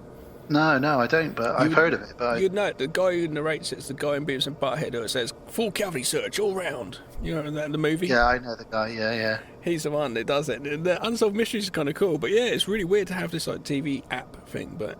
Sorry, digressing. Go on. No, it's cool, man. It was an exciting time. The other exciting TV show which kicked off on ABC and then would have come over here probably towards the end of 1990, early 91, was a little show called Twin Peaks. Oh, and weirdly, I've just binged season 3, which is so strange. 1990, that's so weird. The Game Boy was the number one selling toy. I know that came out last year, but it was the number one selling toy, and the Atari Lynx tried to compete with it and failed miserably, which was Atari Jaguar. Do you remember that one? Yeah, I remember that one as well, yeah. They tried, but they couldn't. We had some strange movies come out this year, a really good selection of movies in some ways. We've covered quite a lot of these, weirdly. Before we get into horror, these are the ones non-horror. Home Alone, classic Christmas movie. Yep. Dropped 1990. Ghost, which we covered for Valentine's Day. You and I moulded candles. Not candles, what were we moulded? They were shaped like candles, weren't they? Penises. Oh, that's it. Pretty Woman dropped this year. Yep. Talking of Vanilla Ice, he wasn't in the original one, but Teenage Mutant Ninja Turtles movie came out. He didn't show up until part 2, but yeah, that movie came out, and wow, that movie's fantastic. Jim Henson, Ninja Turtles. I think that's after E.T. That's the second pirated video I ever saw. Oh yes, that did the rounds, didn't it? That did. Total Recall came out this year as well. Fantastic Arnie movie. Very good movie. Die Hard 2. See, Wesley Snipes has recently done a movie, and it's like Total Recall or something like that, or some other. And it's just like, what have you done? Like, tried to do a remake to Total Recall? What? Oh my god! It's like just come out as well. It's just made. Weird. I saw him in that Dolomite movie. My Name is Dolomite with Eddie Murphy recently. I haven't seen that movie yet. Is it any good? Really, really good. It's probably the best thing I've seen Eddie Murphy do in about 20 years. He's hilarious in it. But so is Wesley Snipes. You've got loads of good actors. That new Shaft was good, wasn't it? Yeah, that was fun. That was really good fun as well. Oh, I'll have to check out Dolomite. I forgot about it. Yeah. Yeah, it's really good. Total Recall. Die Hard 2 came out this year as well. So, good. It kind of works. I'm a fan of Die Hard 2. Yep. Yeah. Godfather 3. And that feels like it's a lot older than 1990, but Godfather 3 only dropped in 1990. And then the final one, really, before we move into horror, it was Edward Scissorhands, Tim Burton movie, a bit of a classic. I love that movie, and that came out in 1990. So, an interesting and quite strong selection of movies came out this year. But if we move into horror, Gav, so I know you're excited to find out what dropped in 1990. I'm jizzing everywhere over excitement. Well, The Exorcist 3 came out in 1990. Fucking great movie. Absolutely brilliant movie. Much better than the terrible sequel. I've never seen it. Very different movie than the original. But all round, good movie. Another one which came out this year, which is great, Jacob's Ladder. Yeah, see, I picked up a DVD copy, which I've got over in my collection, and I've had it for ages on my to-watch pile over there, because I know that you said about covering it. Yeah, it's a very good sort of mental health. When are we doing that then? Oh, I don't know. Maybe we'll try and bump it up the episode list. Yeah. I'd have to find something good to pair it up with. I've only seen it the once, so I can't tell you much more. I remember a weird face in the car driving away. There's not much more I remember. It's a kind of is it real, is it not movie. It's very good, very good. Movie which we covered only very recently, Misery, came out in 1990 as well. We've said enough about that when we covered it, but it's a great movie. I like the fact all these movies are very relevant in my zeitgeist of nowadays. Do you know what I mean? I watched Die Hard 2 at Christmas time. It's quite nice still watching these films. Kevin Bacon hit us with Tremors in 1990. Really fun, it's a silly fun movie. We creature feature. Did or we didn't cover that? We haven't covered it. We should. We need to do another creature feature movie. That's fantastic. I think I can hear Batman going by. Is that Fast and the Furious? I'm not sure. Sounds like Batman. That's one thing I haven't minded in this. See that? That is loud. That's one thing I haven't minded in this fucking lockdown is the quietness. Even in the air, even in the skies and shit, Nightbreed came out this year. I was never a massive fan of Nightbreed, but it's got a lot of love. I wasn't. I really liked though old Thingamajiggy having a cameo with his mask on and his suit and stuff. Always thought that looked really good. What? Director? Tell me. Cronenberg. Oh, I did not know. Cronenberg's in it as an actor, and he wears like a mask over his face and a suit, and he's a killer. Ah, okay. Oh yes, I know. He's got like a weird, almost a bandaged face. Yeah, it's a mask. It's really. I always thought that look was really good, and wanted to see that because in the movie itself, Nightbreed, it's quite a lot of creepy type people, and it's just not my thing. It's not my bag. Well, a remake came out in 1990 of a very classic. Yes, indeed. And it's actually done really well. You got Tony Todd in it. Really good movie. And it's great. Directed by effects guru Savini. Yeah. And who would have thought? But it worked well. Really good movie, yeah. It's one of those things people are probably like, don't bother touching that. But that was around the time when people weren't doing remakes. And there's probably no pressure in that sense. We didn't have the internet of fucking trolls and all that shit. We are going to see remakes as we head through the 90s here and there, aren't we? Oh, god damn. Once we get into actual fucking remake valley, I'll call it, because it's the early 2000s. many. It's going to just be god, rife with it, isn't it? It'll be like one of them will be like, this year was just mainly fucking remakes, guaranteed. Unfortunately, it will be. We had technically not a movie, but people watch it as a movie these days. It. The original It from 1990 was a TV two-parter, but people tend to watch it as a film these days. Yeah. Really good. You know, I really like the sequels, but the remakes. But I've still not seen the second one of the remake. Oh, fucking hell, it's terrifying. Talking of sequels, Child's Play 2 dropped on us in 1990. A fairly decent sequel, really. I'm a big fan of the first three Child's Play movies, and probably even Chucky Gets Lucky, Bride of Chucky. The first four Child's Play movies are fairly strong, decent movies. Yeah. Another movie we covered a long time ago, Arachnophobia. That dropped in 1990. Classed as a horror movie. I'll take that. We'll get to a stage where we're just like, we've covered this, we've covered that, we've covered that, we've covered that, which is quite nice. Two Evil Eyes. I'm a big fan of that movie. Yeah. Like that one? Yeah, it's not bad. Argento and Romero getting together and creating this weird little anthology of stories. That's good. Another movie I'm a big fan of, Frankenhooker. Very low budget, silly movie, but... Yeah, Sarah's a big fan of Frankenhooker. Yeah, I like that movie. It's good, man. I think Sarah was going to try and make a crocheted Frankenhooker. Pretty sure she was. I'd like to see that. Another movie that just keeps churning them out. Silent Night, Deadly Night 4 dropped this year. The less we say about that, probably the better. Maniac Cop 2, Sorority House Massacre 2, Puppet Master 2, the infamous Troll 2. Oh my god, that film is terrible. Basket Case 2. I mean, a lot of sequels popping up. Gremlins 2.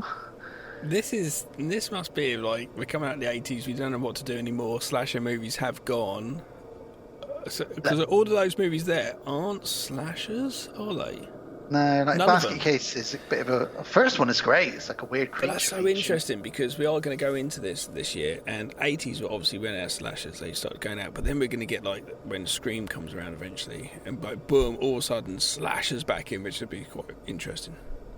Psycho 4, The Beginning, dropped in 1990 as well. Yeah. Slumber Party Massacre 3. Okay. And I think we've kind of reached the end of anything worth... yes, that's the end of anything worth mentioning. So, strange year, 1990 for horror. Some good ones. Misery, Jacob's Ladder, Arachnophobia, It, Child's Play, Part 2, The Exorcist 3. The rest of them are kind of just a bit hit and miss, really. Nothing really... I'm a big Gremlins 2 fan. I'm a huge Gremlins 2 fan, in fact. But Christopher Lee's in it. He is, and apparently he apologised. He apologised to Joe Dante, didn't he? Oh my dear boy, why did he apologise? For being in one of the Howling movies. I'm so sorry. I was in one of the Howling movies. You see. I mean, if Christopher Lee apologises to you, that's kind of like that's like God welcoming you into the gates of heaven, really, isn't it? It is. So that's 1990. I'd love to have been there when he told Peter Jackson, "No, dear boy, that's not the sound of one sword makes when going into a human. It's more like this." That's what he did teaching. And Peter Jackson's like, "How do you know?" And he said, "Because, dear boy, I killed a man with a knife." Yeah. It's like, fucking hell, man. This guy is off the chain. Christopher Lee. Imagine him just telling you about his life. Christopher Lee, man. Fucking what, dude? I was gutted. I was on a school trip that day, and a message coming through when I was on the bus home with all these kids. And I was just like, oh, man, gutted. Oh, Chrissy Lee. What, when he died? Yeah. It was only about 7 or 8 years ago he died. Yeah, no, I was gutted. Yeah, but you were on a school trip with your kids? Yeah. Oh, I thought you meant you were at school. No, and I didn't get a message through my phone. I was like, that'd be a bit weird, because people I would be like, what's was... that gadget in your hand? I say, it's a mobile phone from the 2020. I was at a festival with Alice, Download Music Festival, like a heavy metal festival, and we were having such a good day. It was the first day of a 5-day festival, and as we were on a roller coaster, and when we came off the roller coaster, I had an update on my phone, and it said Christopher Lee had died, and I thought, oh, for fuck's sake, what a shit start to this festival. But then I saw Slipknot later on that evening, so that was fine. He did heavy metal as well, so you know. Well, when you started saying about the festival, I thought you were going to say, and then all of a sudden it said, and now introducing Christopher Lee. Hello. He walks onto stage. Heavy metal is. Yeah.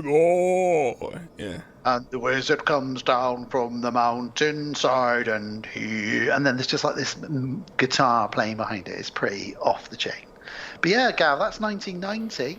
So I'm excited to travel through the new decade with you. You are going to have to, I think, introduce a little bit of hip-hop into this time team. I want to hear some what's going on in the hip-hop world, because this is the best time for hip-hop.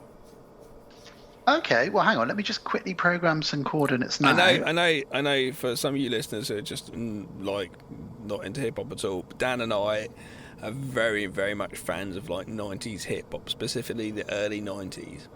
It is it's the prime time of the creme de la creme of good hip hop. Yeah, it's there's nothing much to report in 1990. No, I feel like you need 91 to, onwards. That's what I'm saying. Like, I think you'll be able to sort of just say, like the top 5 hip hop tracks of this year. You know, the best hip hop track that dropped in 1990 and the most successful is "Can I Kick It" by A Tribe Called Quest, my favourite hip hop band of all time, which is pretty cool. Yeah. So yeah, all right. I will make sure I program some extra coordinates into that, because soon we're going to have the release of stuff by the Wu-Tang Clan, Snoop Dogg, Dr. Dre's album will be dropping in a couple of years. So there'll be a lot to report. This is selfishly just for you and I, because I don't know how there's going to be really giving a shit. But I want to talk a little bit of hip hop with you as we go through it. It's our show, though. We can do that if we want. Totally. All right then, cool. Well, there we go. Let's get back into the new shiny. Get back in there. Look at that shaft. It doesn't smell anymore, though. I'm glad about that. It will do. Don't worry. It will. Okay. Get in. Right, get in there. Come on. All right. It's a bit tight still, though. Yeah. How did we get Kate in here? I've no idea. We had the sidecar, didn't we? But she pushed in the sidecar. Yeah. I don't know. Well, let's go back to 2020 where everything's rosy. We'll go forward, surely.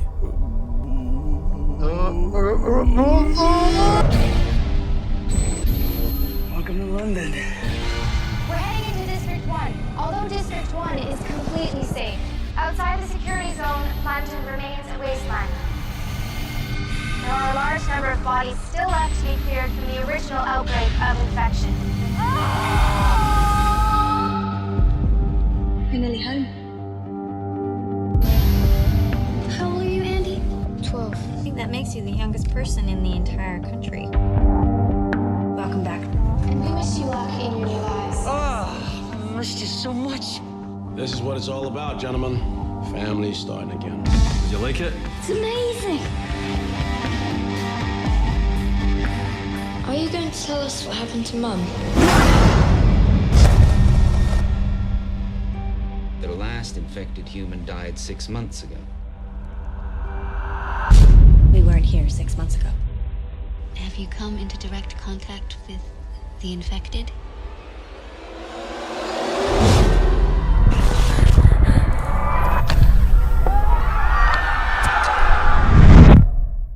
execute Code Red.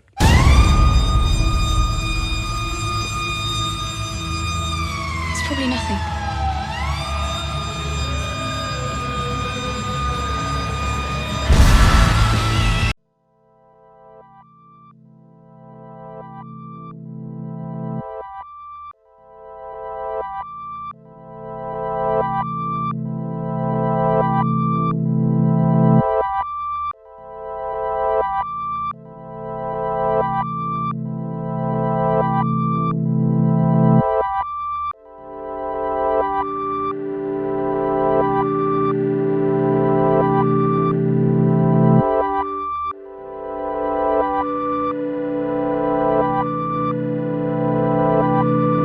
Later, from 2007, 6 months after the rage virus was inflicted on the population of Great Britain, the US Army helps to secure a small area of London for the survivors to repopulate and start again.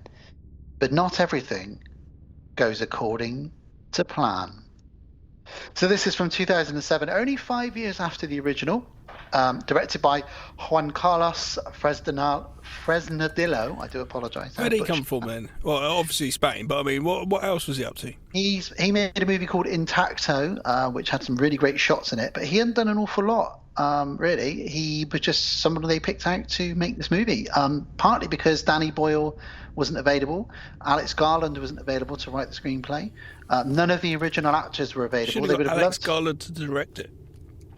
Maybe, yeah, but he wasn't available. He was busy. And in fact, so was Noomi Harris, so was Cillian Murphy. So they ended up going down a slightly different route, which I think works really well. Who wrote this?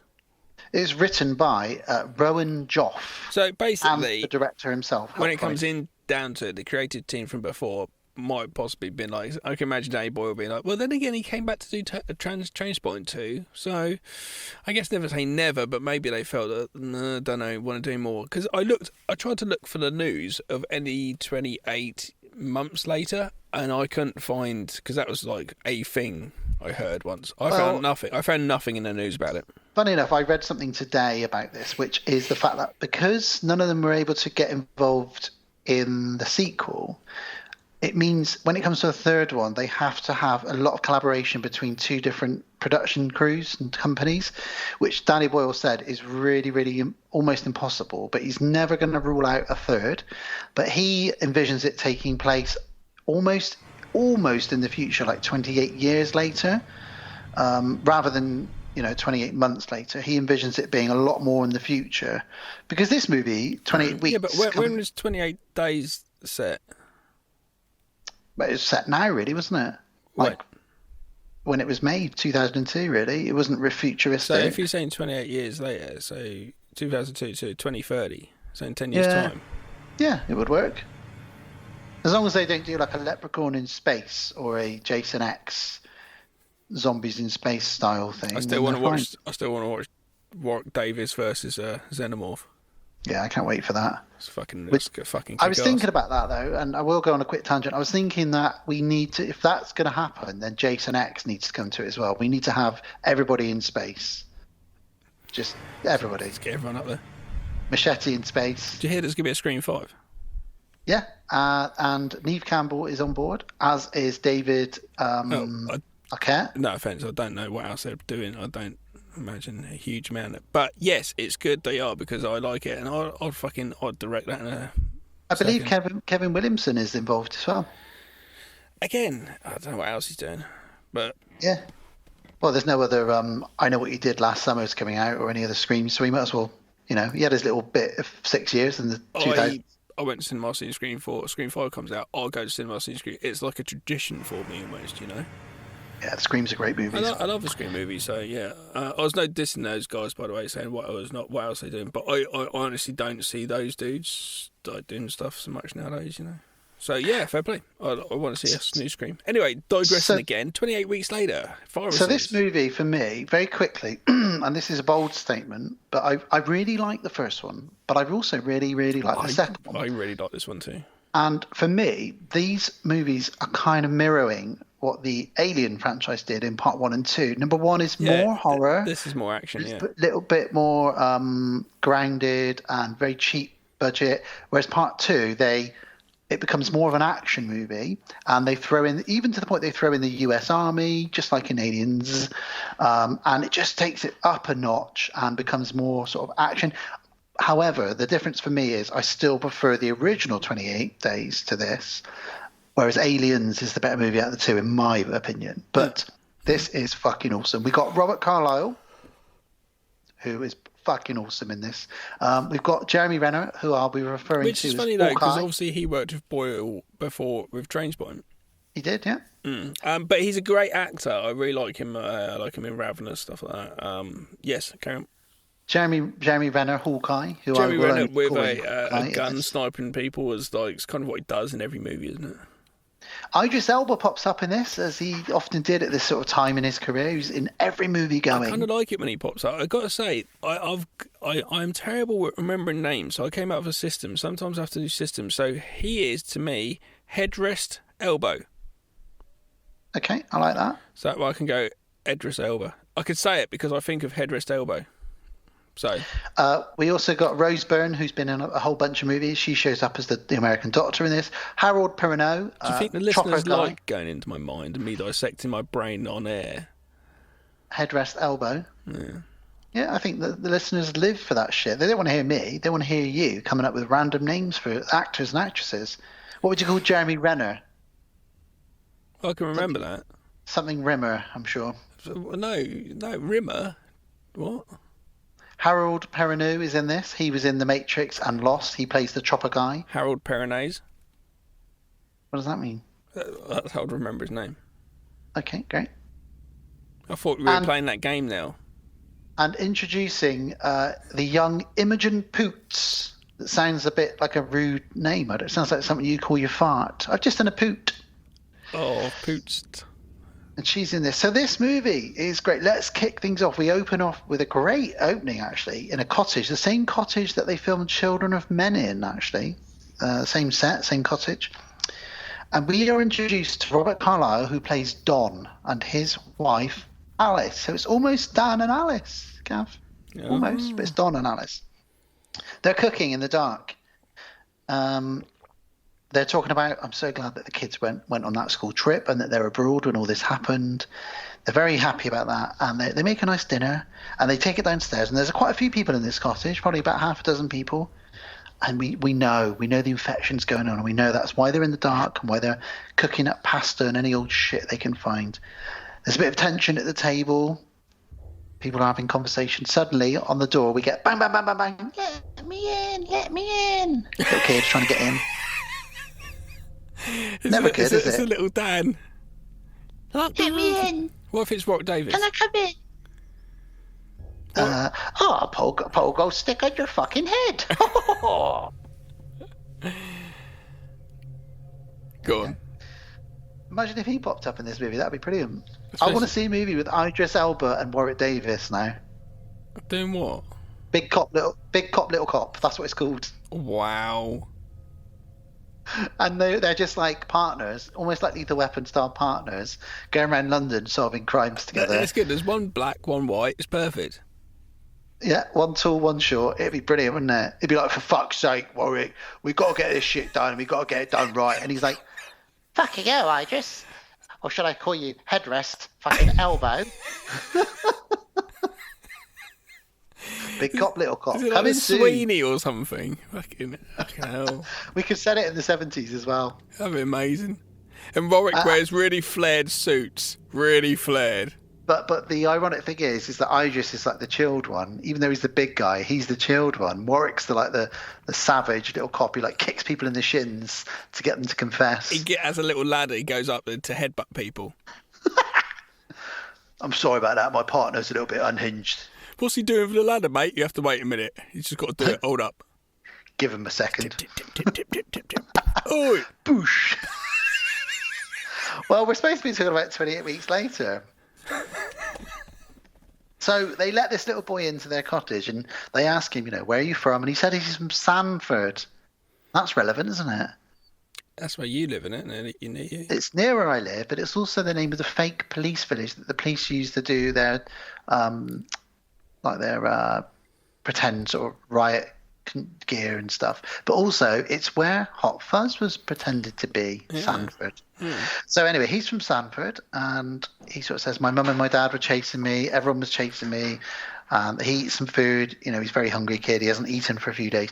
And while that's happening, one of the girls decides to look out of the slats, the wooden slats, and she sees these terribly red eyes looking through the slats, some zombies. And, of course, these zombies smash through the wall, grab her, and this is the beginning of this incredible scene of it. Well, it just goes on and on and on and on, this scene. Yeah. This is like Night of the Living Dead sped up, because all the arms are coming through the walls. They break into the house. I didn't even think of Night of the Living Dead, but of course, yeah.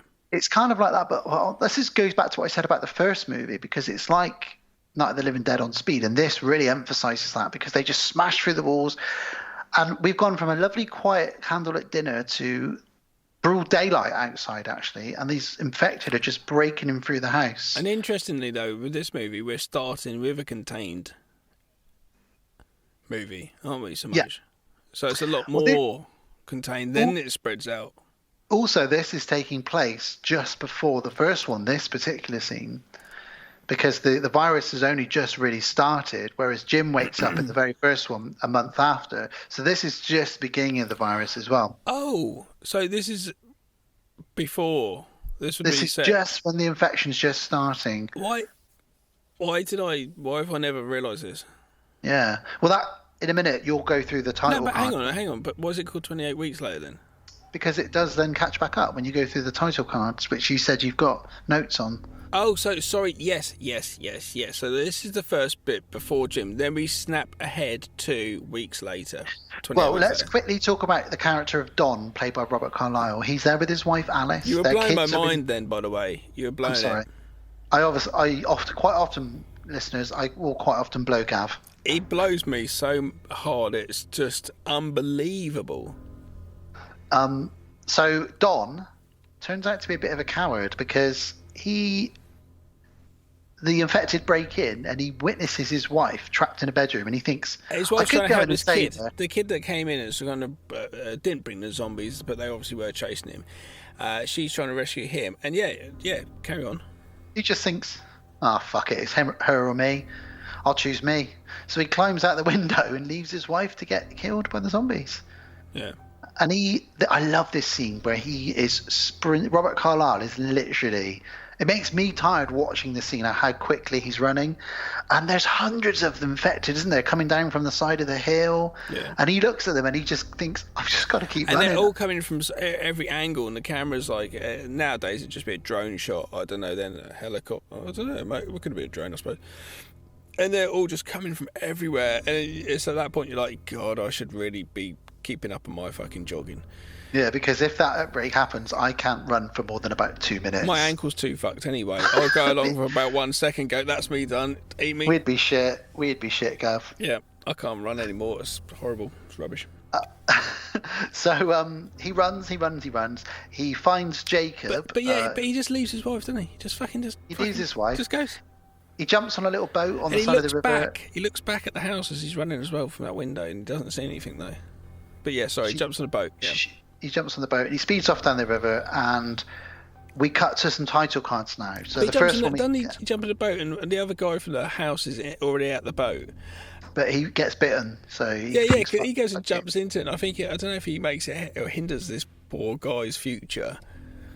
He does. He's like, Jacob! And then he jumps on the boat, and then Jacob falls back, gets bitten. At the moment, Robert Carlyle is like a massive pussy, actually, you just don't like. He's like, fuck this, it's all about me, I'm getting out of here. Yeah. He speeds off on the boat, and he's muttering to himself, oh shit, which you would. And he speeds off on the boat, and that's where we cut to our title cards, Gav. And you said you've got notes on these now, haven't you? I jotted them down. So, what transpires is 15 days later. So, everybody, I want you to sort of go along with this, as we can slightly understand this in a bit more worldwide now with what's going on. Anyway, 15 days later, the UK is quarantined. Okay, then we got 28 days later, Britain is savaged by the virus. Then you got 5 weeks later, the infected all starve. So that's, the infected. They're all that's dying 5 weeks later. So, period from nothing to 5 weeks. 11 weeks later, the American NATO-led force enter the UK, and basically they enter the UK to take control in a military fashion to keep order out of chaos. Like what's happened in Iraq and places like that. That's kind of what's happened here. Yeah. And then 18 weeks later, so that means 7 weeks since the military forces came in to calm things down. 7 weeks after that, so 18 weeks later, UK is declared free of the virus. Okay. And then 24 weeks later, we are now set in the film we're about to speak of. So that's where we are. So we're in a place where they're trying to bring back a civilization, a community, an actual place where it's so funny. We start off with these kids going in on this little train. It's like they're going to a theme park or Disney World. We've got a Boots, we've got a post office, we've even got a supermarket and all that stuff. Sorry, I'm jumping ahead, but it's so interesting when it goes into that. But yes, carry on now. But the last one is 28 weeks later, and obviously that's again the title card there, and that's where reconstruction of the United Kingdom begins. Well, they say actually no, it says 24 weeks later now. Oh, okay. So I presume then what this movie transpires over to 28 weeks later. So yes, the American military are very prevalent in London, and it's only London that we're allowing people in. We get a quick introduction of Hawkeye, Jeremy Renner, Hawkeye from the Avengers movie, and he's doing what Hawkeye does. He's sniping. Him and many other soldiers basically are there to keep guard and make sure that there's no infected around. And everybody's living in a place called District 1, not District 9, District 1.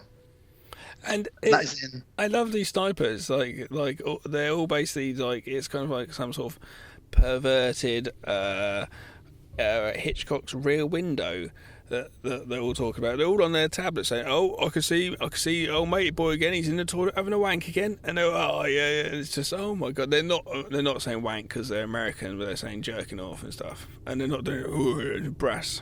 But they're all basically they're finding the humour in a very weird situation, aren't they? And I straight away like all of this. I'm like, I love, and it's set in the Docklands. I remember the day when they were actually shooting there. I couldn't work. I took the weekend off, and loads of people I was working with were like, "Oh yeah, we sat on lunch break and we watched some filming and all this sort of stuff."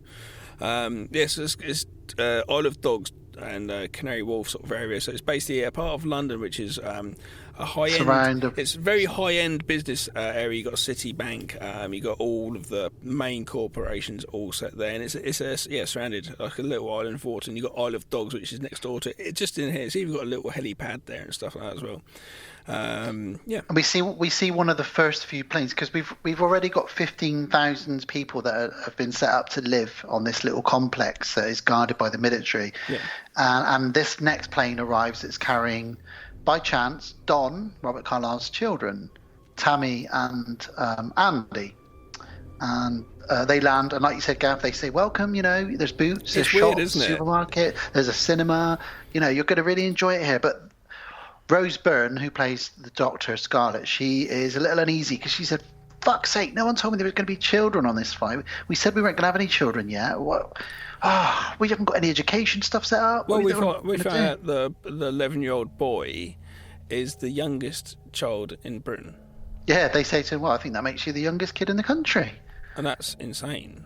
That's weird, isn't it? That's how ravaged the whole population has become. That's insane. What we saying here then? 97% of the population died. More or less, yeah. That's insane. Probably more than that. We see the military are going around areas of London, and they're sort of going in and out of houses, burning bodies that they find, anything that could have infected blood on it. They're sort of bagging up in toxic waste bags, and it's all ready to be burnt. And there's a lot of burning of bodies and stuff going on, and they're basically trying to clear out the whole of London. I guess eventually they'll work out to the whole of the UK. So yeah, these kids are, so we're focusing on this family, Don, who we met in the opening, the big pussy.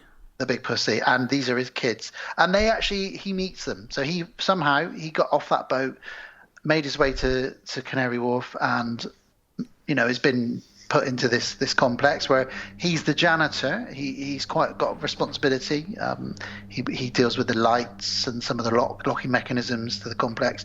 He meets his kids at the train station. It's a very emotional time because he never thought he'd see them again, and he hugs them and he cries. He says, I honestly never thought I'd see you again. At this point, they don't really talk about Mum at this point. She comes up in a minute though. They immediately examine the kids, and they point out that the boy Andy has got both his eyes are different colours, and they say so. Well, that's a genetic trait. Did one of your parents have different coloured eyes? And he says, yeah, my mum's got David Bowie eyes, basically. So that's that comes back a little bit later on. We find out a bit more about that in a bit later on. David Bowie eyes. David Bowie. You remind me of the Babe. They also say to him that the last of the infected died 6 months ago, so that this is good, But we meet Idris Elba at this point, who's a very stern colonel. He's always just looking like he's always expecting the worst to happen. And I'm Mr. Negative, isn't he? I'm proud of him, his character, because when the shit hits the fan later on, all he had to do was turn around to the camera and go, I fucking told you so. But he doesn't. He holds back and he just sort of does his job. But he could have done the biggest I fucking told you so. Because all the way through it, he's going, this is going to happen, that's going to happen, I don't trust this, I don't trust that, you're an idiot, we should burn this, we should shoot them. And they're like, no, it'll be fine. And then it all goes wrong. And he could say, I told you so, but he doesn't. Because he's a bigger man than that, Gav. He's a bigger man than that. Yeah, he's a big man. So, yeah, they also discuss the virus. So we find out a bit more about the virus. They find out it doesn't cross species. It's only human to human. So horses, cats, dogs, no animals ever catch it. And also they find out it's not airborne. It's only passed through fluids. So mainly saliva and blood and biting. So we find a little bit more about the virus. Don shows the children around his apartment where they'll be living with him. And this is where they say to him, what happened to Mum? And he says, all right, sit down and I'll tell you about it. And this is basically the man digging himself a massive pussy grave. He spins a big fat lie, doesn't he? He tells them some of the truth, which is that the infected raided the cottage, but he doesn't really say, and then I thought, fuck your Mum, I'm running out the window, I'll leave her to get eaten. He doesn't say that. No. It'd be terrible if he did, imagine that.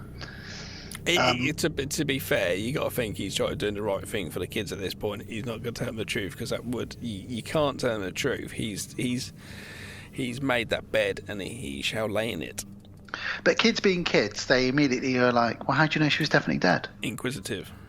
Yeah. Well, Hawkeye, this is Jeremy Renner, and his buddy Flynn.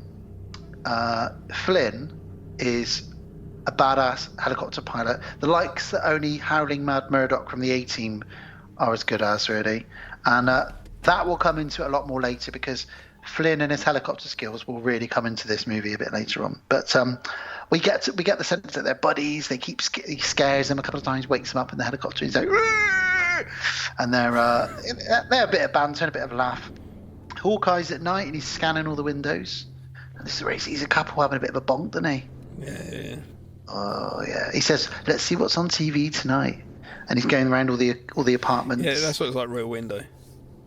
But he also sees the kids excited to be with their dad, etc. So, and he kind of smiles to himself. So he's a human. He's a human being. But in the morning, the naughty little bastard children decide to sneak out of the complex. Stray dogs have slipped out. Stray dogs, no, stray puppies. What a shit bunch of soldiers that couldn't stop an 18-year-old girl and her 13-year-old brother. It wasn't they couldn't stop them, they just didn't notice them. They snicked past them. Well, he didn't, though, because Jeremy Renner saw them. Hawkeye saw them with his Hawkeye. He does. And he's like, Captain America, we need to go save these kids. So yeah, he does report it. He does report seeing them, like you say. Puppies out. The puppies are out. But I like they're quite. The puppies are out and they're having a good time. Hello. I like the fact. Your puppies are out. I like the fact that old Pootsy, she goes and gets a motorbike, and they just jump on that and they just go for a ride. And he's running down the street going, yeah, which is like how I feel when we first got outside the house. Well, I was in quarantine for 14 days. I got out on the 15th day. I was like, yeah. Well, it's a really cool couple of scenes actually, isn't it? Now they go through London, and it's kind of like a slightly more exaggerated thing of what we saw in the first movie. Yeah. Everything's trashed, cars upside down, shops abandoned, and they nick a moped and they drive along, and they get to their abandoned house. They find the key is still under the stone, the spare key, and they go in the house, and they're wandering around the place. They find a photo of their mum, and they get separated for a little bit, and Andy he goes off into the loft, into the attic, and he finds his mum. And she is a little bit too huggy. She's a bit huggy. She wants to give him a cuddle, but she's a bit aggressive with the cuddle. Now, she's not fully infected. She's got funny eyes. But so it's like she's got the infection, but she hasn't. And it's kind of strange. And we find out a bit more about this in a moment. But anyway, the army arrive, and they take everybody back. And they test the mum, and they realise that she is a carrier because of a genetic mutation. She's got the disease, but she's not shown any signs of it. Yeah, which is really interesting and a massive breakthrough, obviously, because she holds a cure, essentially. Potentially, she could help with a vaccine or a cure. They're very excited about this. Which is really good, yeah. Also, she's the first survivor that they found in 2 months. So it's very, very exciting. They don't know how she's still alive. She turns into a selfish twat in a bit, but yeah, we get to that. She's not really talking a lot, though. But Don arrives. Robert Carlyle arrives. I love the fact he's told his wife's alive. His face. Oh, that's good. Yeah, it's. I'm glad for that. He's in trouble because his kids. As soon as he arrives, his daughter's like, "You said you saw her die. Yeah. What the fuck?" And he's like, "No, I didn't say those exact words." She's like, "You said you saw." No. I didn't. I would never have said those words. What I said was. And he sort of tries to he just can't get away with it. But he goes in to see his wife, and he has a chat with her. And they say to her, while he's chatting to his wife, the doctor sat aside is saying, this is where they announce, it can only be passed through. It's in her saliva, it's in her blood, blah, blah, blah. And he goes inside and he talks to her and says, "I'm so sorry. I thought, I just thought that was it. I just had to get out of here." And she's like, "It's fine. Give me a kiss." Whoa. Before we get to this, isn't this where a headrest elbow was on his way there saying, "No, she needs to be killed." I was like, "No, she could have held a cure." So that's going on. So they're stomping the way to her. Yeah, he's on his way there to put a bullet in her head. Because he's taking no prisoners. Cool Warwick Davis. Get him with a loaded gun in here right now. Get him headrest. Yeah, that's not how Warwick speaks. That's more how Willow's wizard friend Billy Barty speaks. Willow Asgard.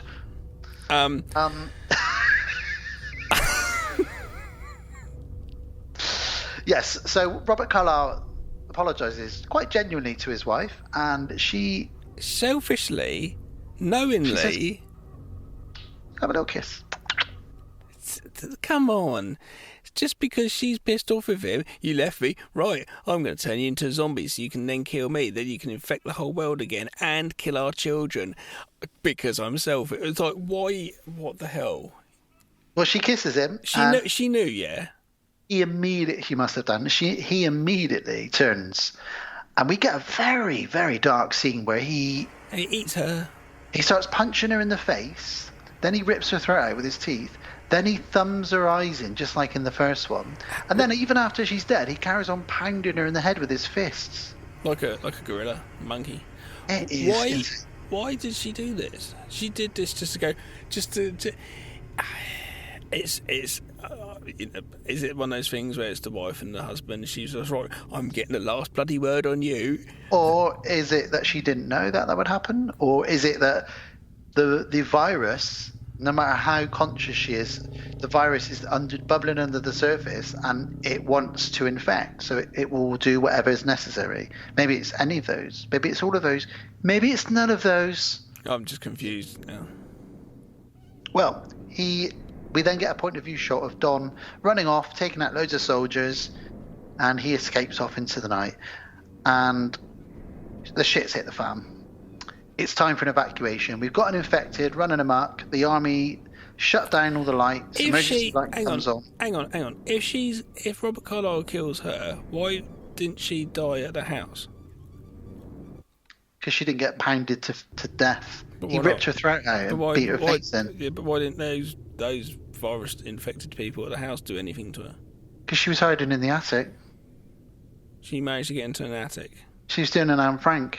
But they knew, but even though she was bitten, she managed to get up into the attic. Okay, fine, I got it. She didn't get bitten. Yeah, she did. She had a bite mark on her arm. They looked. That's how they knew she had the cure. She pulled her sleeve up and saw a big bite arm. And wow, it was a healed bite arm, but you could see all the teeth marks. Okay.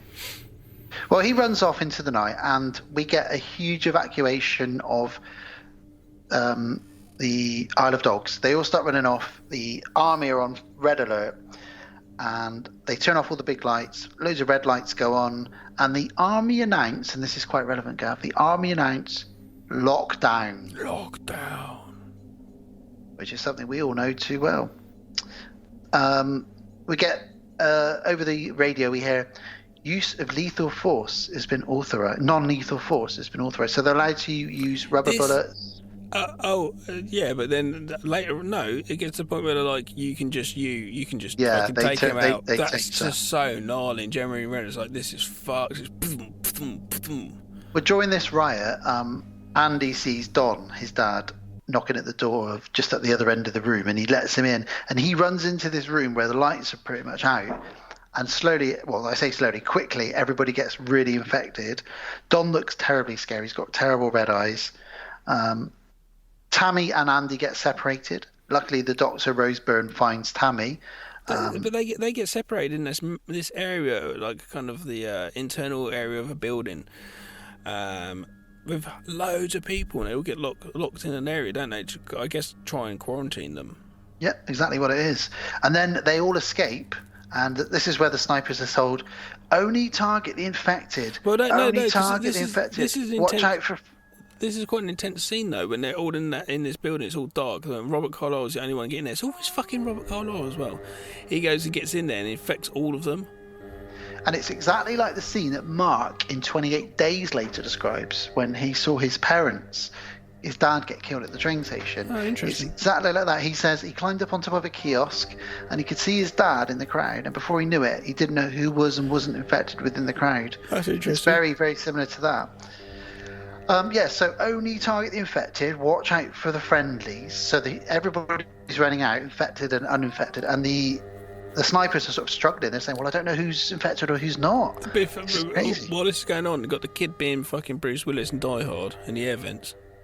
Oh, yeah, he's calling for calling for an air vent away from all the zombies, yeah. Ordering a pizza, pal. I had in my head that a zombie gets up there and follows him really quickly, but I think I'm thinking of another movie. I think that would have been a bit too cliched. Yeah, it's a more of a tacky film, isn't it? We get the original score from the first movie come in now. Yeah, there's parts of it, yeah. It's really cool to hear that. I'm a big fan, by the way, of both of these scores. I have the original on vinyl. Went into like HMV once, and it was there for like £6 or something on vinyl. Like back in the day when you didn't really have movie soundtracks on vinyl, and some of those songs are very, very good. This movie, just very quickly, is shot in although there's some budget in it, much bigger than the first one. This is a lot more polished, yeah. But it still feels very low key, doesn't it?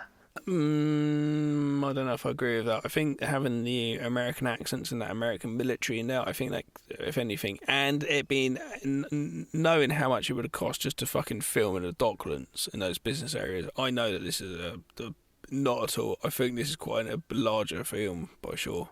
Those things aside, I agree with you, but those things aside, it still feels quite gritty and low-key. I know that money's gone into it, but to me, it just still feels very sort of grounded. It doesn't for me. I think after... I think it's if they'd again gone a little bit more handheld with like the camera, and I know you're not saying that, you're saying more story rather than the aesthetics, but I'm thinking that would have helped me to feel more like that. To me, I feel this is quite a polished film, actually. Well, the snipers are now told, all targets are now free to go, free for all, no exceptions. That's just gnarly, dude. And this is where, go on, Gav, tell us what happens. It's just like this, literally, like, and they're all like, what? And Jeremy Renner, like, being the nice guy, we find out he is. He's just like, what? Say again? Like, and it's just literally, like, oh, fuck, this is fucked. He loads his weapon, it's just literally, thump. Next one, and they just start taking out people, no matter who they are, good or bad. Who's virus, and they're trying their best to do just to virus people, but it's too hard, so they've just got to take people out, which is just like, that's just gnarly. That's war. I guess that's just war, isn't it? It's terrible. Andy is stood in the middle of all this chaos, and he doesn't get shot, but he manages to reunite with his sister. And it's like they say, shoot everything. We've lost control. That's just insane. Well, because like you said, Hawkeye is a good guy. He ends up finding the doctor, Rose Byrne, and the two kids. By the way, Jeremy Renner's name in this is Doyle. And they called him Doyle because that is an amalgamation of Danny and Boyle. So Doyle, that's his name in this. Oh, God. Oh, I thought you would have liked that. Not really. You grumpy old git. Oh, get off my lawn. Yeah. So he basically goes AWOL from his post. He does indeed. He doesn't agree with it. He manages to hook up with a couple of extra stragglers, but the two kids and the Dr. Rose Byrne as well. He finds out at this point here, this is funny, this movie, when they're writing it must have been literally like, and 2 pages after doing that, he finds out an airstrike's coming. A page after that, they set him on fire. Do you know what I mean? It was so like bang, bang, bang, bang, bang, bang with this, which is interesting, really was. There's so much to throw in there. It's just like, oh, okay, now there's a fucking, it's weird. It's almost like a comical joke. Now there's an airstrike coming. Okay, so you've got to get away from that, as well as the snipers, as well as, the fucking zombie outbreak. It was very much action.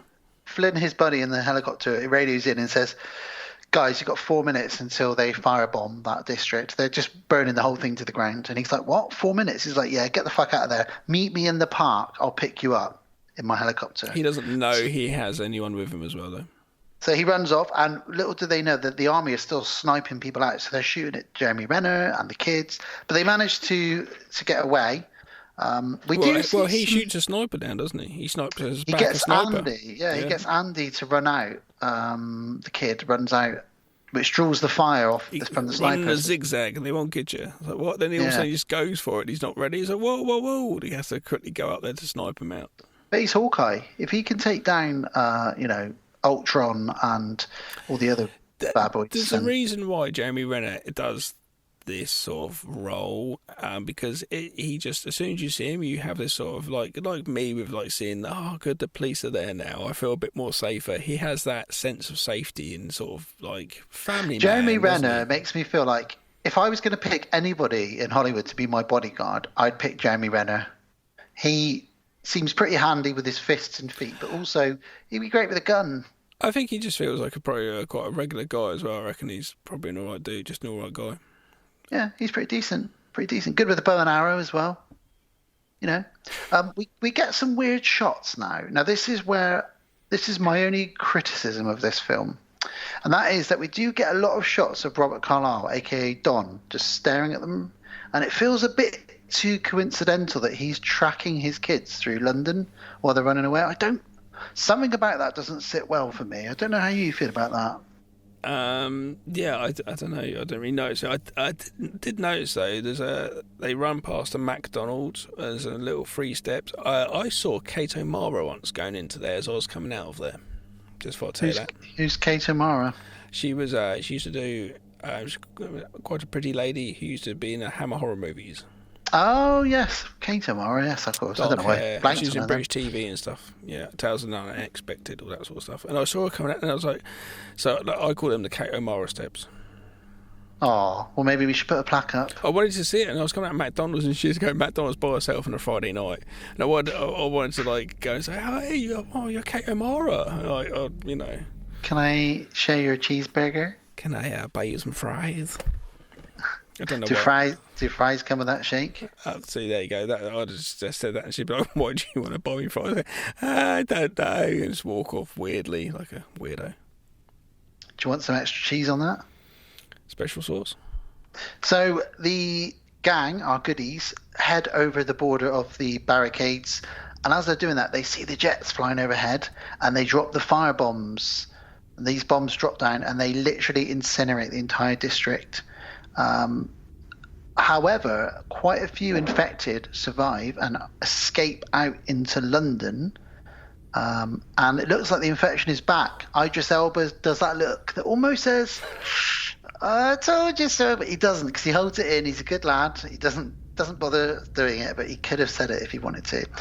And the gang, our good gang now, are on the run, and they head over to the park where they agreed to meet the helicopter. The sun is starting to come up, and they come to an abandoned fairground within the park. And they're sat there just waiting for the helicopter now. And this is where Rose Byrne and Hawkeye have a quick conversation where she says, "Look, you and I are not as important as these two children, because their blood potentially contains the cure and the vaccine to this virus. It doesn't matter what happens to me, and it doesn't matter what happens to you. They need to be on that helicopter. They're very, very special." Flynn radios in and he says, "Good news, I'm 60 seconds away in the helicopter. Bad news, there's also loads of infected zombies that are 60 seconds away as well." And they're like, "Oh, for fuck's sake." And we see just on the horizon hundreds and hundreds of infected starting to head over. So this is a great scene though, isn't it? They duck down in the cornfield for a bit, and they're like, "What are we going to do?" And the one straggler that's with them, the guy Colin, let's call him, he grabs onto the helicopter. Yeah, because the helicopter pilot's like, "You can't come on here. I'll take you up, Hawkeye, but I'm not bringing up all those other guys. They're all these fucking clowns." So one of them's like, "Fuck this!" and goes and jumps on the legs of the helicopter. And, he tries to shake him off, doesn't he? But he attracts the attention of hundreds of infected. And so, what does he do, Dan, with the helicopter? Well, this is just fantastic. So in, I believe it was Dawn of the Dead, we saw a helicopter take the head off of a zombie. Just one zombie. In this movie, Flynn lowers the helicopter blades just enough so it becomes a bit of a brain dead with the lawnmower scene, except take away the lawnmower and replace it with a helicopter, and he just goes into a group of, I'd say, about 60 zombies and just literally chops them to shit. It's amazing, isn't it? I've read a lot of people say this was a really silly scene and it was unrealistic. I love it. I fucking loved it. I thought it was brilliant. Yeah. In the cinema, I was like, yeah! It's so good. Yeah. So he chops them all up, and there's still a few left, but he flies off then. He says, "I'm not going to, I can't meet you. I can't land."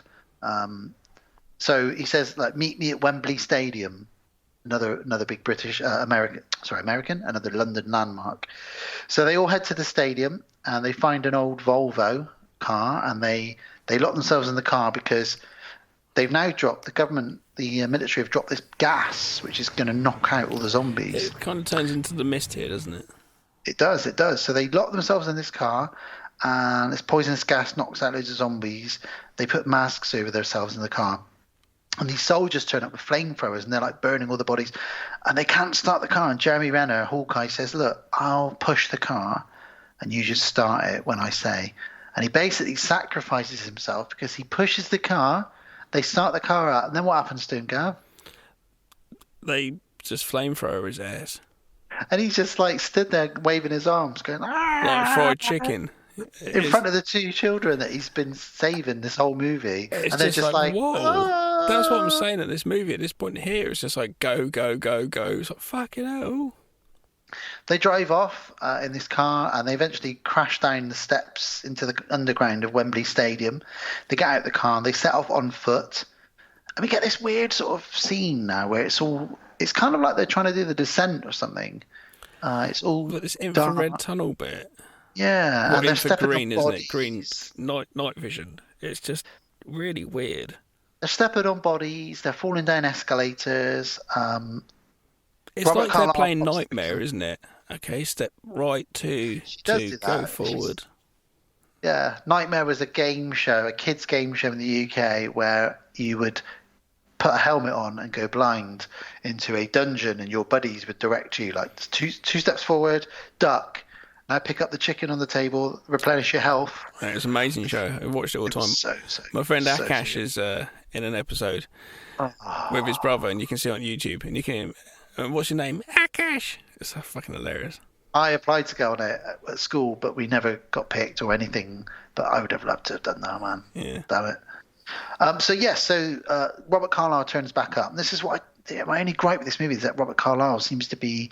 He's always back. He's always fucking there, isn't he? It's like a bad smell. Well, he kills Rose Byrne, the doctor, and Tammy uses the night scope on the gun to find her brother, who she's been separated from, and he attacks her dad. Don attacks Andy and actually bites him. Tammy manages to kill Robert Carlyle, a couple of shots, and Andy doesn't turn into a zombie because he's got the same immunity as his mum. His eye goes a bit funny, but he seems to be okay. And they walk into the middle of Wembley Stadium, and I love this bit because Wembley Stadium grass is normally so neat, but I don't know how they did this, fake grass or CGI, but it's all really overgrown because it's been a few months. And they find Flynn sat on the end of the waiting for them at the end of the chopper, and he's like, where the hell is Doyle? Where is he? And they're like, it's just us, he didn't make it. So he says, all right, come on then, get on the helicopter. And they go off, and the score from the first movie comes in again, and we get these lovely aerial shots of London as they go off. Whether or not they cure it, we don't know. But then we get one final weird little scene, don't we, Gav? What's that? In Paris. Oh, yeah. Taking out the Eiffel Tower. So they'd actually filmed, that was the end of the movie for them, and then about 3 days before they were due to hand over the finished film to the studio, they decided to fly to Paris. They hired a dozen extras on the day. They had 3 cameramen and the director, and they shot this final scene in 2 or 3 days really quickly and then edited it into the end of the movie. So they just had this idea and thought, even though we've got to hand it in 3 days, quickly, let's go to Paris and do this now. So they filmed. It's because they're trying to, just in case there's another sequel, isn't it? And basically this scene They're probably told to do that. There's not a lot in this scene other than we see a lot of infected people running around, and it turns out they're running around in Paris. So we know that the infection's overseas. Yeah, that's what it is. Take that out of it. How would it have ended then? It would have just ended with the kids and the helicopter going away. And that's what you need, isn't it? That's. I would have been happy with that. I didn't really need this Paris bit. What this Paris bit did for me is 13 years later, I'm like, well, where the fuck's number 3? Well, yeah. You know, it still hasn't come out. And this you teased it to me with this little Paris shot in the final scene. Yeah. And I didn't get it. No. But all is forgiven because this is a fucking great film. And it's almost as good as the original. It's very different as well. A lot more action. And a bigger budget. Loads of American crew in it and cast members. But it's still a great movie, Gav, isn't it? Yeah, it's a really enjoyable film. There's a reason I have both of these in my collection, and I haven't seen them both for fucking probably 10 years, 10, 15 years maybe. They're staying in my collection now. I enjoy them. They are a really good double bill if you want to watch them back to back. They work well as individual movies because everyone's seen the first one, so you can pick up the second one anytime you want and watch it. And there's just lots to love. And the weird thing about now, dear sweet listeners, is if you do go back and watch these around about this crazy time of the world, you will notice some really, really relevant quotes and things that are happening. It's just pretty mental, really. But yeah, overall, both films fucking solid. And it's very rare that a sequel lives up to the original. And it doesn't quite live up to the original, but it is still a very, very solid sequel. And I do find Jeremy Renner a little bit annoying in most films, even in the Avengers movies, but he is really good in this. He's like a good hero, sacrifices himself. Why did you find him annoying? I don't know. I think because he made that terrible Jason Bourne movie where he wasn't Jason Bourne. Did you ever see that? No, I don't even like those movies. I was in one of those movies, but I don't like them. I know you were. I know. Yeah. No, I like the first couple, but the last one, the fourth one, and the fifth one and the fourth one were both terrible. But Yeah, just overall, Gav, what do you give this? Like, do you give it a thumbs up? Absolutely. I definitely recommend this film. Like you say, you don't have to watch the original and you can watch this, but yeah, it's a great movie. And I think they're just brilliant movies and very relevant. And that's our infection double bill movies, really. Yeah. So hopefully we haven't got infection out of this. There is obviously other films you can check out. There's like the Contagion, Steven Soderbergh film, Outbreak. Yeah, definitely. There's something Stendhal amoeba syndrome thing. Are you having a stroke? Are you all right? I don't know what it's called. There's a few more virus movies out there. There's a few more virus movies, but these are the more relevant ones, I feel. And also, we wanted to cover these movies for a long time. Yeah, and of course, you can watch pretty much most zombie movies, unless they're voodoo based, and you could apply the virus and outbreak and all that shit to it, you know. And what these movies did, as we talked about when we reviewed the first film, is they really introduced that whole different style of zombie. In fact, these aren't really zombies; these are just infected humans. They're not really undead. You know, that they are sort of just infected humans, really. And after these movies, we got a whole bunch of like World War Z and all these other movies that came out with infected, rage-fueled, speedy zombies. And now every time now it got to that point when a zombie movie came out, you'd have to be like, the question would be, is it fast or is it slow zombies? And then you'd have old school horror fans say, well, I like slow zombies, you know. Which do you prefer, Gab? Before we settle down and move into some more of the strange, are you a fast zombie or a slow zombie fan? I like the old slow ones. Yeah, I prefer the slow ones. Traditional, man, isn't it? Yeah. And is it better for us people that don't jog? It's better for us because we can walk around them very quickly. Yeah, quickly, Gab, one's coming. Speed up a bit. There we go. Slow back down. Yeah. That's us during the zombie invasion. Can we see what Bill's up to? Yeah, Dr. Venkman, Mr. Murray.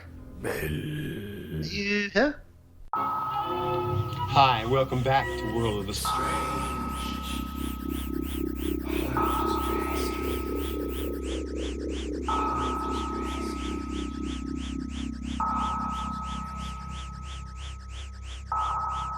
World of the Strange.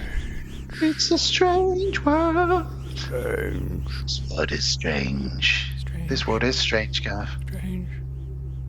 We are going to talk about the coronavirus, Gav. I figured that might be what's going on with World of the Strange on the virus episode. Got a couple of things to talk about. One of them in a minute. I'm going to need to do some role play with you. On air, okay.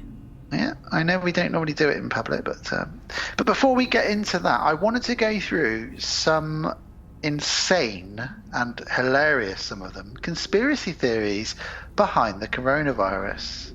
Thought you might appreciate some of these. So this is a very relevant topic right now. It's affecting majority of the world.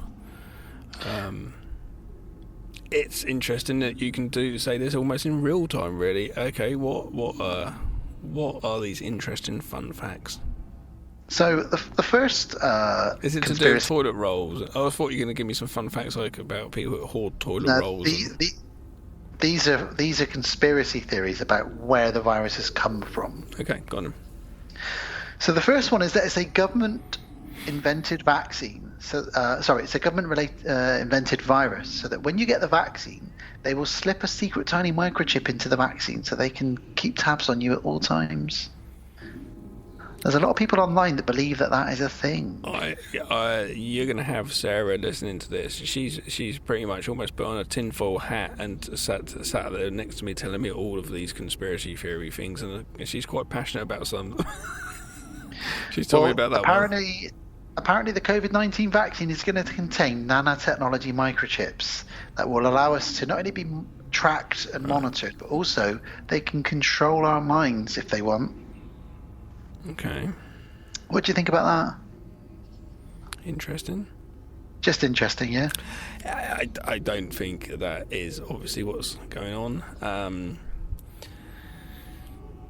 Yeah, I can imagine in a really shit world if they could control where we are and what we do by tapping us all the time. I guess that would be a world that some people would like to live in. Some leaders would like to lead the world, but I don't know. it's fucking obviously. Don't know. What do you think about that? I think it's bollocks. Oh, of course, I think it's bollocks, but any grounds to it? No. Okay. This is my favourite theory. Okay. COVID-19 was created in a lab by Disney Plus. Brilliant. To coincide with its launch, because it knew if it made everybody have to stay inside, they would get much more subscribers to Disney Plus, which they fucking did. They and Netflix, they've done very, very well out of lockdown. Of course they have. Yeah. Now, a lot of people claim that Walt Disney and the Disney company are evil. They're taking over the world. They're buying everything up. Marvel, Star Wars, Fox. Yeah. And fucking everything else. However, I think it would be a little bit of a push to imagine them to have invented a virus to make everybody have to stay inside for 4 months so that they could start on the new Disney Plus subscription service. What do you think? I'm thinking Mickey Mouse is a manacled tyrant underneath the grounds of Disney World. Just like absolutely red eyes. Real. He's been alive. He's been up. He hasn't slept for like 3 years. He's just fucked up on coke. He's really on steroids. Got loads of muscles, and he's just frantically just screaming at his massive wall, which is a web of facts and photographs all strung together. That's what I think's going on. Oh, come on. And I think he came up with it, and I think he did it. Yeah, so I think Mickey Mouse is to blame. Fucking Mickey, you bastard. I'm saying that's real. Okay, I like that. Here's another good conspiracy theory. COVID-19 arrived from space and is an alien entity's way of controlling and dumbing down the population, wiping out percentage of the population just to control things a little bit. I quite like that. Apparently, these conspiracy theorists believe it arrived on a meteorite. I quite dig that. In Wuhan. Wu-Tang. Wuhan clan. So you think that one might be true? A meteorite hit China? I don't think it's true. I like the idea. It kind of ties into what we covered in Alien Covenant, doesn't it? In Alien Prometheus. It's the gods, the engineers, sort of ensuring that things don't get out of hand. Are you gonna? You're just doing obviously this. Are we gonna speak upon the religious? It's like some people obviously just like some people are very, very, very highly religious are gonna be like, it's God doing this, that, and if they get it, they can be like, well, God intended me to do it, and if they died, they'd be like, I died for God. And then we can talk about that now if you want. I mean, a lot of people do think that it's almost judgment and. There's a lot of people dying, a lot of people being infected with it. Yeah. But also, this goes back to what I mentioned very early in the episode, in that it's almost like the world is healing itself a little bit. The weather has been a lot better. The birds I've got birds in my garden, which I have not had so many of them, to the point that I've found eggshells all over my garden where they're having so many babies. I'm finding eggshells all over my garden, falling out of the trees. There's no jet fuel no jet streams in the sky. You know, it hasn't rained for weeks here in Bristol. It's just been beautiful, sunny. Maybe it is God or someone's way of healing the planet a little bit. Do you know what I mean? Yeah, I don't actually think that is what's actually happening, but I know what you're saying. In another thing, in theory, if you were very much religious, you could look upon it. I'm not saying that's yeah. But exactly. It sounded like you were saying that, but yeah, totally. Well, what about? I tell you what, a strange other day. We won't get into it because it's too disturbing. That message I sent you about what happened to me on the motorway. On the motorway, what happened to you? I don't remember it. I can't say it's too disturbing for audience members. Okay. No, I told you. Remember it. Yes. Animals, road. Oh yeah. Okay. Yeah. That's too disturbing to say on the podcast. Let's not talk about that. Even though we cover thumbs and eyes and everything. Yeah, on this one. was too disturbing and it shocked me a little bit. Anyway, yes, carry on. Sorry, I don't think that was intended for me to happen, but yes, go on. A very famous, and I think this is the last conspiracy theory. Oh no, I've got a couple more quick ones. Another famous conspiracy theory, which is the main one that everyone knows about, is that it's 5G. It comes from 5G. Yeah, I knew you were going to go into the old 5G one. So what is the grounds of this? Well, there's a couple of ways of looking at it. Some people Why think do we need 5G for a start? What's the point? Well, it just means that you've got 4G on your phone already, right? Yeah, I know that, and obviously before we had 3G, I understand it. And so 5G is going to be just like it's broadband. It's going to make it like it's faster. 5G will be no delay. And apparently, with some 5G, you can charge up a device via 5G, so you wouldn't need to plug it in or anything. So it has electric in the air. I don't know how it works, Cav. It's magic. But some people, there are two ways of looking at 5G. Okay. So some people believe that 5G is lowering everybody's immune system, which makes them more susceptible to viruses like the coronavirus. And other people big top dog companies, big high-up corporations... That's only if 5G's everywhere at the moment, which it isn't. There's a few towers around the world, though. There's quite a few towers around here. They're getting burnt down, the ones around here. But the pandemic is across the world. 5G towers... A couple of towers have been burnt down around here. Really? It's ridiculous. I did hear of that, actually. Sorry, carry on. Well, the other way of looking at it is that a lot of people believe these big corporations are transmitting coronavirus via 5G, which is absolutely ludicrous because you cannot transmit a virus, a physical virus. Isn't that the idea for Cell, Stephen King's? It kind of is, isn't it, really? I think so. I think I only got 5 minutes into that movie, but yeah. So you're not down with the 5G no, conspiracy? I like the alien meteorite thing. That's much more of a 50s science fiction movie, isn't it? Okay. Another conspiracy theory is that cocaine protects you and also heals and fixes the coronavirus. That was wildly shared for about a week. About 3 weeks into it. That was probably invented by the dude who was like, "That's it, Tracy. I'm not going to snort any more cocaine next week. I promise I'm giving up." He's like, "But I've just heard on the radio the coronavirus, cocaine kills it. So I've started my cocaine habit again." That's where that started from. Okay. What about this next theory, which is that Greta Thunberg invented and caused the COVID-19 virus? Definitely. To really push and help with climate change. Definitely. She's just wiping out motherfuckers to clean up the world. That poor girl she gets so much shit for trying to be just such a nice person, doesn't she? Yeah, it's because we live in a world full of dickheads. She is just this young woman who's really standing up and doing her thing, and she gets so much shit. Yeah. Now some people think she's caused COVID-19. It's a kind of like, let her do her thing. Who cares? But obviously people with money care.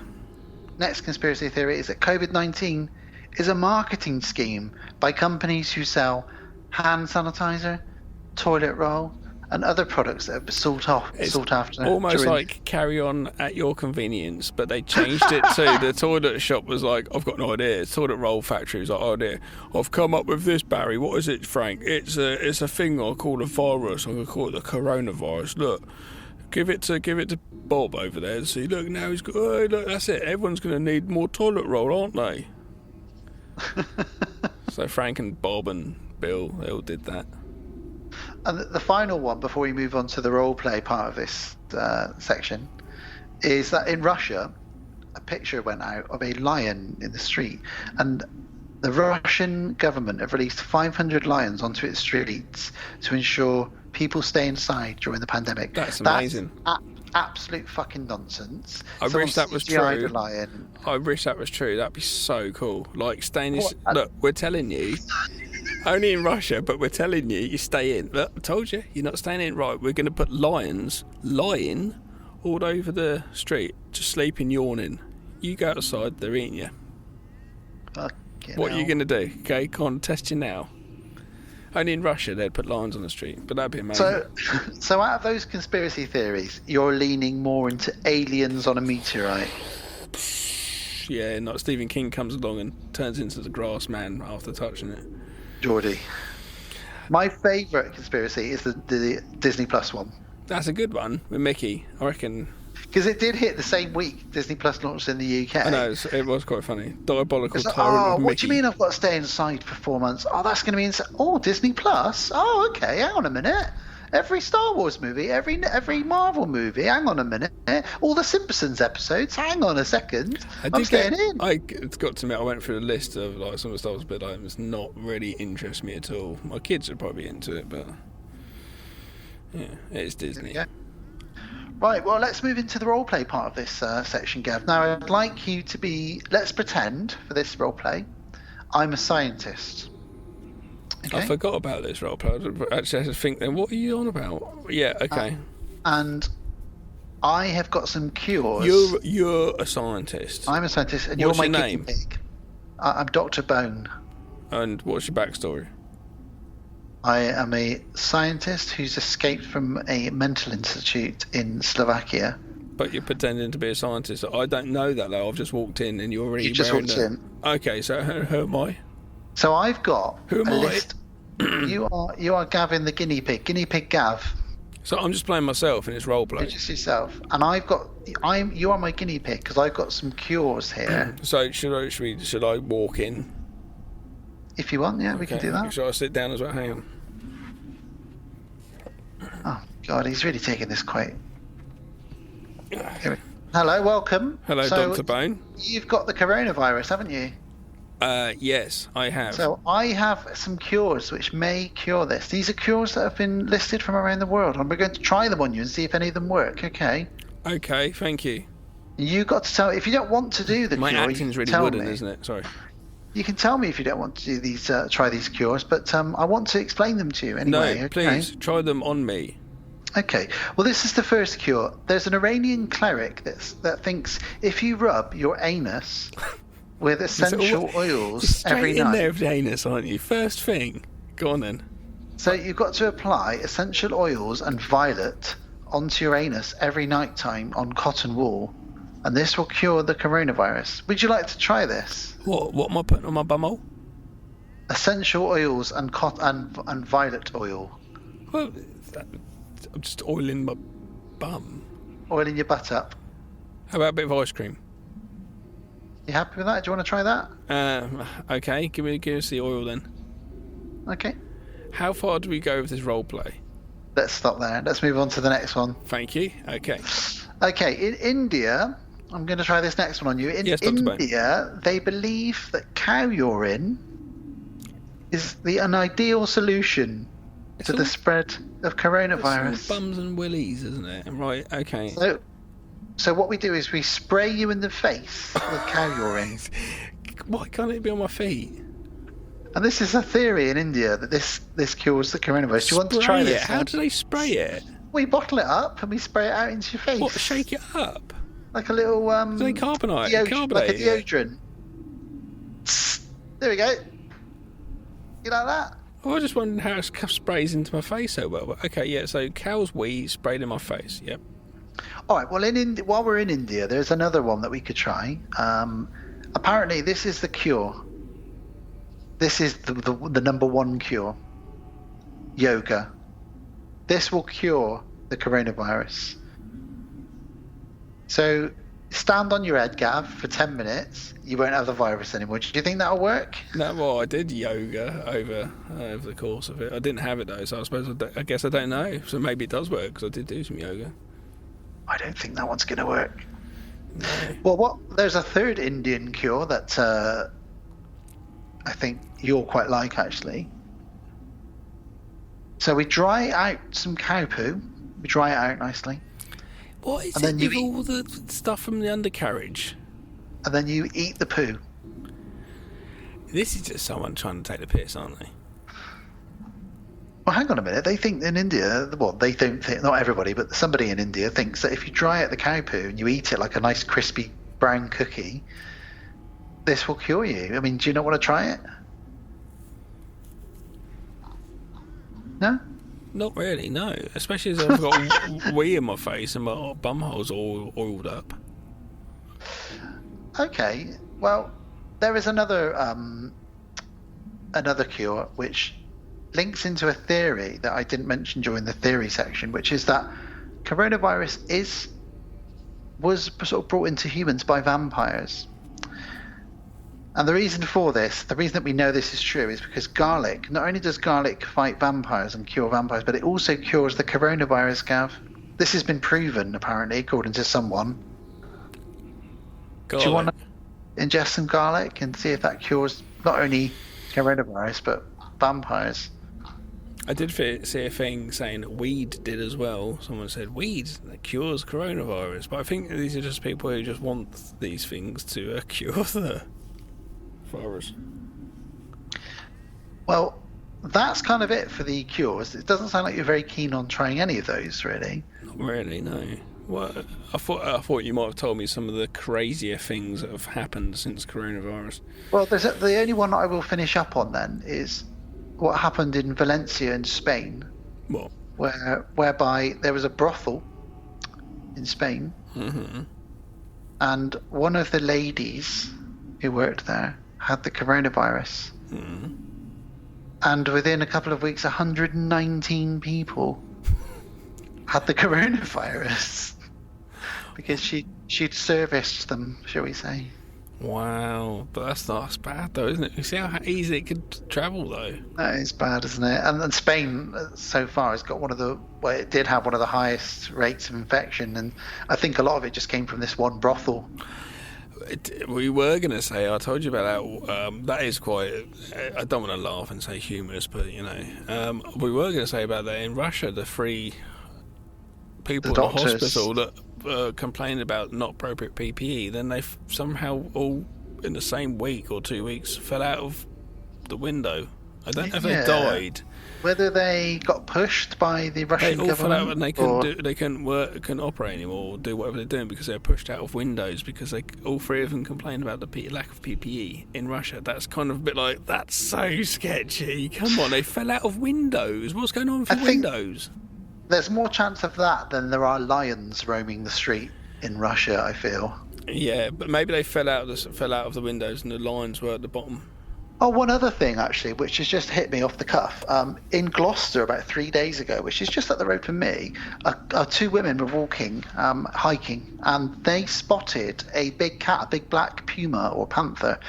And apparently there's been a lot more sightings of big cats in the area because humans aren't out about as much, and there's more animals roaming. And apparently we're seeing more sightings of like big cats in the moors and Exmoor and stuff like that. So that's interesting. But they didn't take a photo. They were asked why they didn't. They said because we were so scared, we ran back the other way, and the last thing we thought of was to take a photo of it, which is fair enough. I wouldn't pull my phone out and take a picture of it. I just think, fuck. And there's no reason for them to lie either. No. So that's World of the Strange, Gav. Strange. We are living in a world of the strange right now. What would you like to do? Spray in the face with some cow wee or eat some cow poo?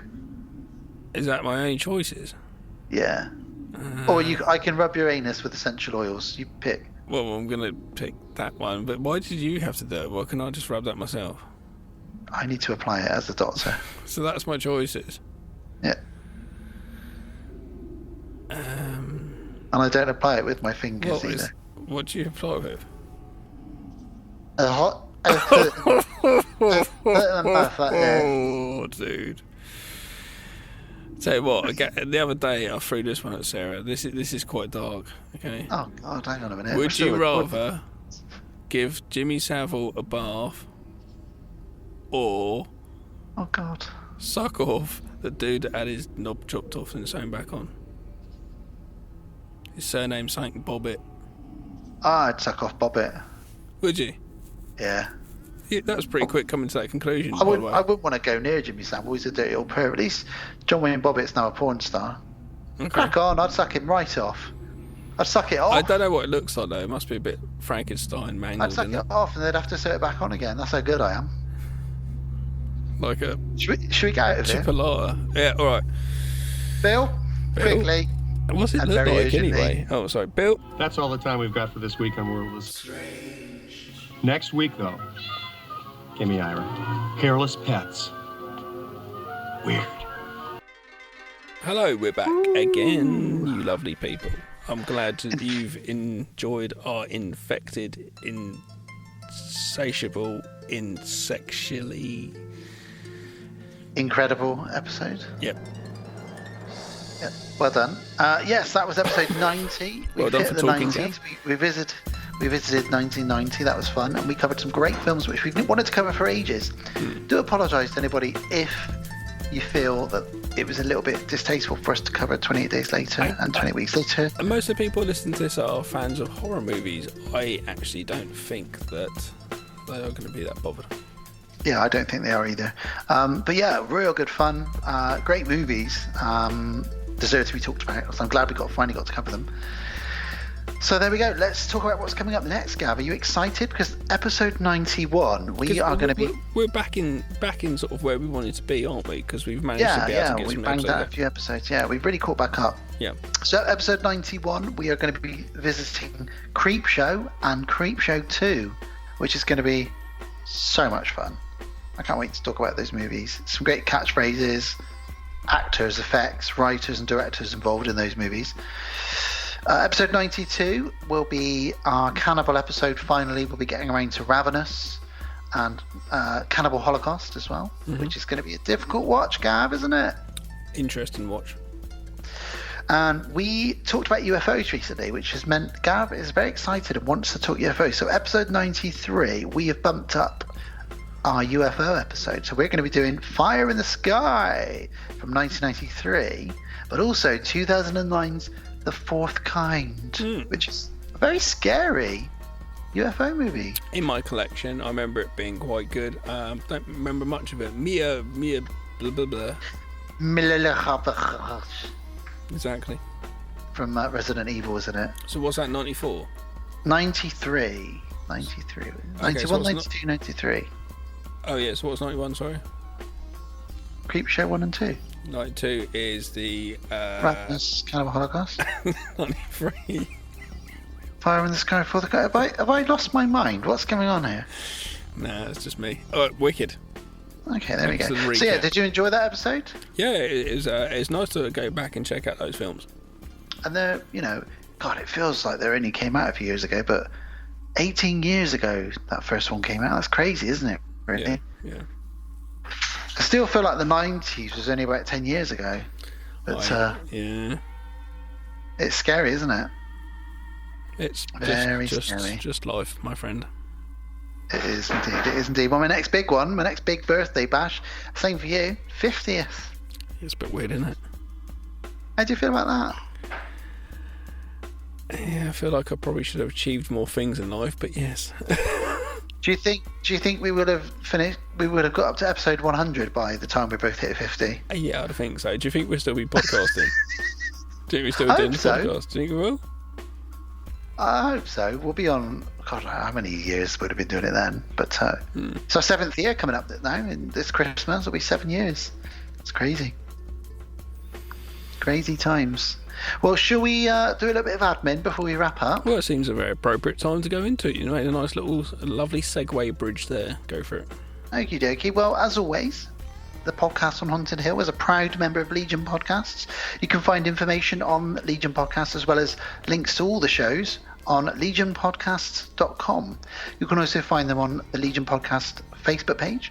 That's where we're most active, on Facebook. If you go to the podcast on Haunted Hill, you can join our merry little family where people post up trailers, posters, articles, what they're watching, and just general shit if you want to chat. You can also find us in all usual places you can find podcasts, including podknife.com, the Podbean app, the Podcast Addict app, iTunes, or Apple Podcasts as it's called now. We're also on Twitter under @HauntedPodcast, Instagram, we're @HauntedPodcast Insta. Always have to remember that one. We're also on Patreon to anybody that wants to support us.